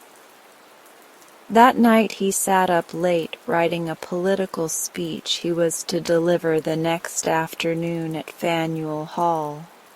But his experiences at the Bostwicks had so unnerved him that he could scarcely collect his thoughts, and often he would pause and shake his head pityingly as he remembered the strange things he had seen in that usually respectable home. The next day he met Mr. Bostwick in the street, but passed him by with a stony glare of oblivion. He felt he really could not afford to know this gentleman in the future. Mr. Bostwick was naturally indignant at the direct snub, yet in his mind lingered a faint memory of some quite unusual occurrences at his dinner party the evening before, and he hardly knew whether he dared resent the senator's treatment or not. The political meeting was the feature of the day, for the senator's eloquence was well known in Boston. So the big hall was crowded with people, and in one of the front rows sat the Bostwick family, with the learned Yale professor beside them. They all looked tired and pale, as if they had passed a rather dissipated evening. and the senator was rendered so nervous by seeing them that he refused to look in their direction a second time. While the mayor was introducing him, the great man sat fidgeting in his chair, and happening to put his thumb and finger into his vest pocket, he found the lavender-colored bonbon he had placed there the evening before. "This may clear my throat," thought the senator, and slipped the bonbon into his mouth. A few minutes afterwards he arose before the vast audience which greeted him with enthusiastic plaudits. "My friends," began the senator in a grave voice, "this is a most impressive and important occasion." Then he paused, balanced himself upon his left foot, and kicked his right leg into the air in the way favored by ballet dancers. There was a hum of amazement and horror from the spectators, but the senator appeared not to notice it. He whirled around upon the tips of his toes, kicked right and left in a graceful manner, and startled a bald-headed man in the front row by casting a languishing glance in his direction. Suddenly, Clarabelle Sudds, who happened to be present, uttered a scream and sprang to her feet, pointing an accusing finger at the dancing senator. She cried in a loud voice, "That's the man who stole my bonbons! Seize him! Arrest him! Don't let him escape!"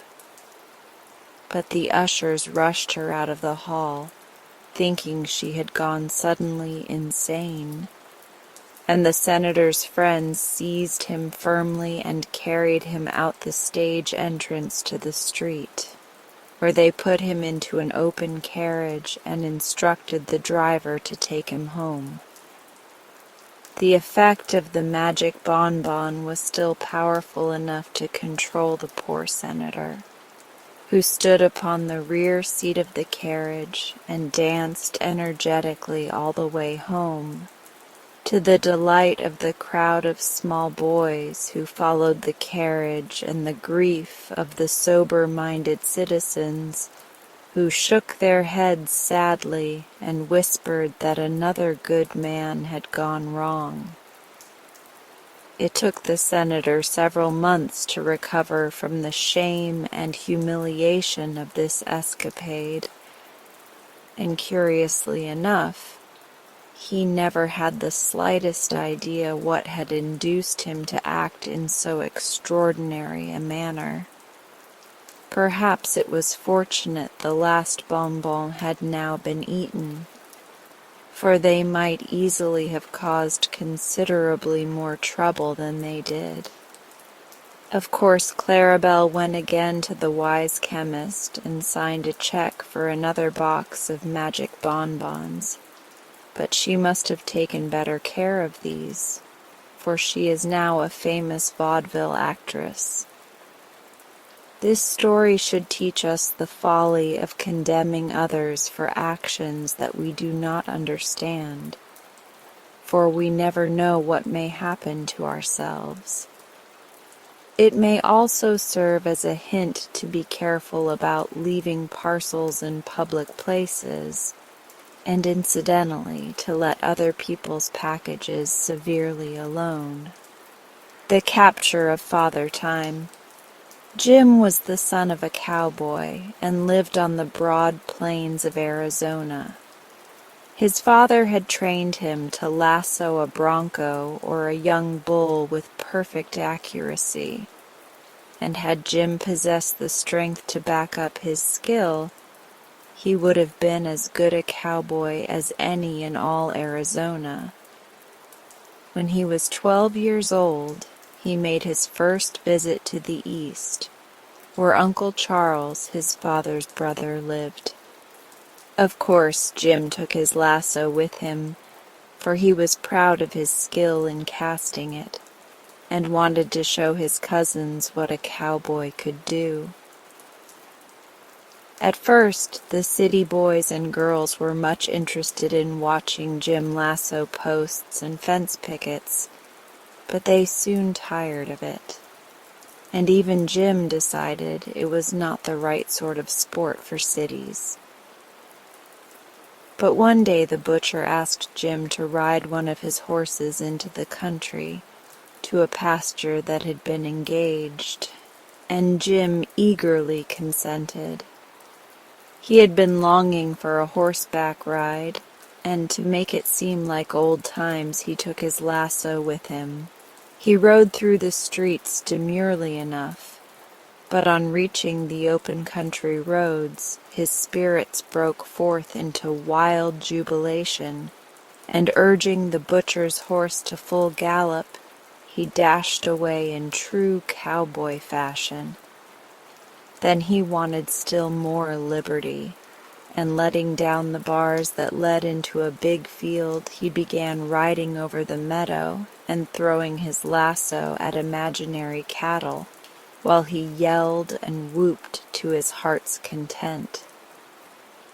Suddenly, on making a long cast with his lasso, the loop caught upon something and rested about 3 feet from the ground, while the rope drew taut and nearly pulled Jim from his horse.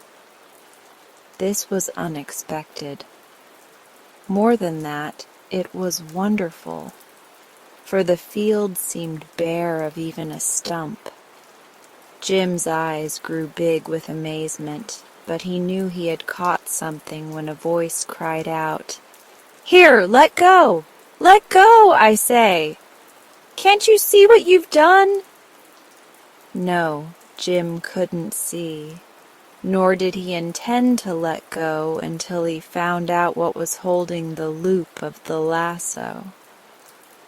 So he resorted to an old trick his father had taught him, and putting the butcher's horse to a run, began riding in a circle around the spot where his lasso had caught. As he thus drew nearer and nearer his quarry, he saw the rope coil up, yet it looked to be coiling over nothing but air.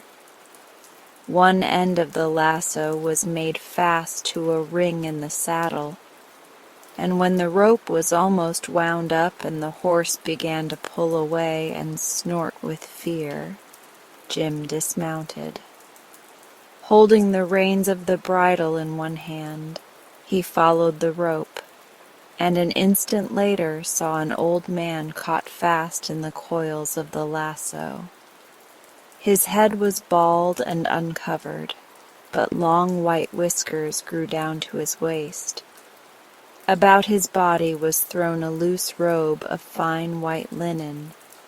In one hand he bore a great scythe, and beneath the other arm he carried an hourglass. While Jim gazed wonderingly upon him, this venerable old man spoke in an angry voice. "Now then, get that rope off as fast as you can. You've brought everything on earth to a standstill by your foolishness. Well, what are you staring at? Don't you know who I am?" "No," said Jim stupidly. "Well, I'm Time, Father Time. Now make haste and set me free, if you want the world to run properly." "How did I happen to catch you?" asked Jim, without making a move to release his captive. "I don't know. I've never been caught before," growled Father Time. "But I suppose it was because you were foolishly throwing your lasso at nothing." "I didn't see you," said Jim. "Of course you didn't. I'm invisible to the eyes of human beings unless they get within 3 feet of me, and I take care to keep more than that distance away from them. That's why I was crossing this field, where I supposed no one would be, and I should have been perfectly safe had it not been for your beastly lasso. Now then, he added crossly. "Are you going to get that rope off?" "Why should I?" asked Jim. "Because everything in the world stopped moving the moment you caught me. I don't suppose you want to make an end of all business and pleasure and war and love and misery and ambition and everything else, do you? Not a watch has ticked since you tied me up here like a mummy." Jim laughed. It really was funny to see the old man wound round and round with coils of rope from his knees up to his chin. "It'll do you good to rest," said the boy. "From all I've heard, you lead a rather busy life." "Indeed I do," replied Father Time with a sigh. "I'm due in Kamchatka this very minute, and to think one small boy is upsetting all my regular habits." "Too bad," said Jim with a grin. "But since the world has stopped anyhow, it won't matter if it takes a little longer recess. As soon as I let you go, time will fly again. Where are your wings?" "I haven't any," answered the old man. "That is a story cooked up by someone who never saw me. As a matter of fact, I move rather slowly." "I see, you take your time," remarked the boy. "What do you use that scythe for?"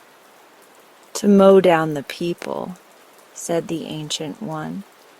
"Every time I swing my scythe, someone dies." "Then I ought to win a life-saving medal by keeping you tied up," said Jim. "Some folks will live this much longer." "But they won't know it," said Father Time with a sad smile. "So it will do them no good. You may as well untie me at once." "No," said Jim with a determined air. "I may never capture you again. So I'll hold you for a while and see how the world wags without you." Then he swung the old man, bound as he was, upon the back of the butcher's horse, and getting into the saddle himself, started back toward town, one hand holding his prisoner and the other guiding the reins. When he reached the road, his eye fell on a strange tableau. A horse and buggy stood in the middle of the road, the horse in the act of trotting, with his head held high and two legs in the air, but perfectly motionless. In the buggy a man and a woman were seated, but had they been turned into stone they could not have been more still and stiff. "There's no time for them," sighed the old man. "Won't you let me go now?" "Not yet," replied the boy. He rode on until he reached the city, where all the people stood in exactly the same positions they were in when Jim lassoed Father Time. Stopping in front of a big dry goods store, the boy hitched his horse and went in. The clerks were measuring out goods and showing patterns to the rows of customers in front of them. But everyone seemed suddenly to have become a statue. There was something very unpleasant in this scene, and a cold shiver began to run up and down Jim's back, so he hurried out again. On the edge of the sidewalk sat a poor, crippled beggar, holding out his hat, and beside him stood a prosperous-looking gentleman who was about to drop a penny into the beggar's hat. Jim knew this gentleman to be very rich, but rather stingy. So he ventured to run his hand into the man's pocket and take out his purse. in which was a $20 gold piece. This glittering coin he put in the gentleman's fingers instead of the penny, and then restored the purse to the rich man's pocket. That donation will surprise him when he comes to life, thought the boy. He mounted the horse again and rode up the street. As he passed the shop of his friend, the butcher, he noticed several pieces of meat hanging outside. "I'm afraid that meat'll spoil," he remarked. "It takes time to spoil meat," answered the old man. This struck Jim as being queer, but true. "It seems time meddles with everything," said he. "Yes, you've made a prisoner of the most important personage in the world," groaned the old man, "and you haven't enough sense to let him go again." Jim did not reply, and soon they came to his uncle's house, where he again dismounted. The street was filled with teams and people, but all were motionless. His two little cousins were just coming out the gate on their way to school, with their books and slates underneath their arms. So Jim had to jump over the fence to avoid knocking them down. In the front room sat his aunt, reading her Bible. She was just turning a page when time stopped. In the dining room was his uncle, finishing his luncheon. His mouth was open and his fork poised just before it, while his eyes were fixed upon the newspaper folded beside him. Jim helped himself to his uncle's pie, and while he ate it, he walked out to his prisoner. "There's one thing I don't understand," said he. "What's that?" asked Father Time. "Why is it that I'm able to move around while everyone else is froze up?" "That is because I'm your prisoner," answered the other. "You can do anything you wish with time now, but unless you are careful, you'll do something you will be sorry for." Jim threw the crust of his pie at a bird that was suspended in the air, where it had been flying when time stopped. "Anyway," he laughed, "I'm living longer than anyone else. No one will ever be able to catch up with me again. Each life has its allotted span," said the old man. "When you have lived your proper time, my scythe will mow you down." "I forgot your scythe," said Jim thoughtfully. Then a spirit of mischief came into the boy's head, for he happened to think that the present opportunity to have fun would never occur again. He tied Father Time to his uncle's hitching post, that he might not escape, and then crossed the road to the corner grocery. The grocer had scolded Jim that very morning for stepping into a basket of turnips by accident. So the boy went to the back end of the grocery and turned on the faucet of the molasses barrel. "That'll make a nice mess when time starts the molasses running all over the floor," said Jim with a laugh. A little further down the street was a barber shop, and sitting in the barber's chair, Jim saw the man that all the boys declared was the meanest man in town. He certainly did not like the boys, and the boys knew it. The barber was in the act of shampooing this person when time was captured. Jim ran to the drugstore, and getting a bottle of mucilage, he returned and poured it over the ruffled hair of the unpopular citizen. That'll probably surprise him when he wakes up, thought Jim. Nearby was the schoolhouse. Jim entered it and found that only a few of the pupils were assembled, but the teacher sat at his desk, stern and frowning as usual. Taking a piece of chalk, Jim marked upon the blackboard in big letters the following words: "Every scholar is requested to yell the minute he enters the room. He will also please throw his books at the teacher's head. Signed, Prof. Sharp." "That ought to raise a nice rumpus," murmured the mischief-maker as he walked away. On the corner stood Policeman Mulligan, talking with old Miss Scrapple, the worst gossip in town, who always delighted in saying something disagreeable about her neighbors. Jim thought this opportunity was too good to lose. So he took off the policeman's cap and brass-buttoned coat and put them on Miss Scrapple, while the lady's feathered and ribboned hat he placed jauntily upon the policeman's head. The effect was so comical that the boy laughed aloud, and as a good many people were standing near the corner, Jim decided that Miss Scrapple and Officer Mulligan would create a sensation when Time started upon his travels.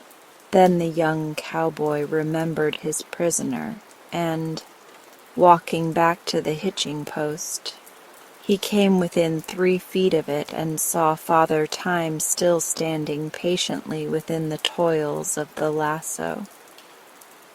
He looked angry and annoyed, however, and growled out, "Well, when do you intend to release me?"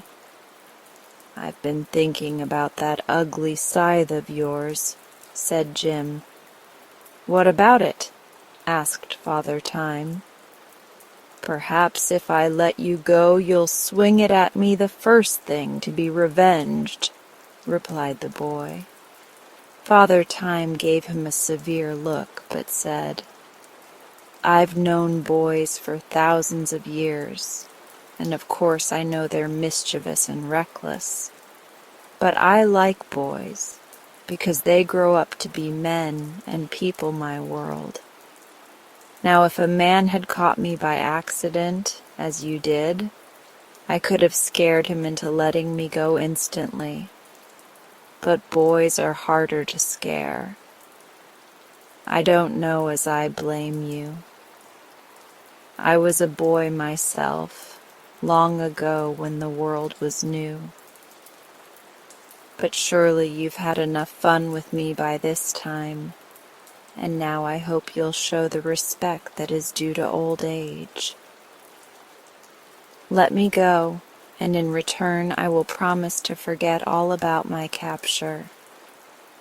The incident won't do much harm anyway, for no one will ever know that time has halted the last 3 hours or so." "All right," said Jim cheerfully. "Since you've promised not to mow me down, I'll let you go." But he had a notion some people in the town would suspect time had stopped when they returned to life. He carefully unwound the rope from the old man, who, when he was free, at once shouldered his scythe, rearranged his white robe, and nodded farewell. The next moment he had disappeared, and with a rustle and rumble and roar of activity the world came to life again, and jogged along as it always had before. Jim wound up his lasso, mounted the butcher's horse, and rode slowly down the street. Loud screams came from the corner, where a great crowd of people quickly assembled. From his seat on the horse, Jim saw Miss Scrapple, attired in the policeman's uniform, angrily shaking her fists in Mulligan's face, while the officer was furiously stamping upon the lady's hat, which he had torn from his own head amidst the jeers of the crowd.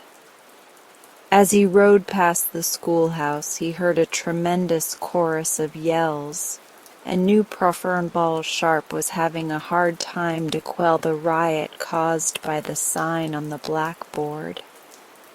Through the window of the barber shop, he saw the mean man frantically belaboring the barber with a hairbrush, while his hair stood up stiff as bayonets in all directions.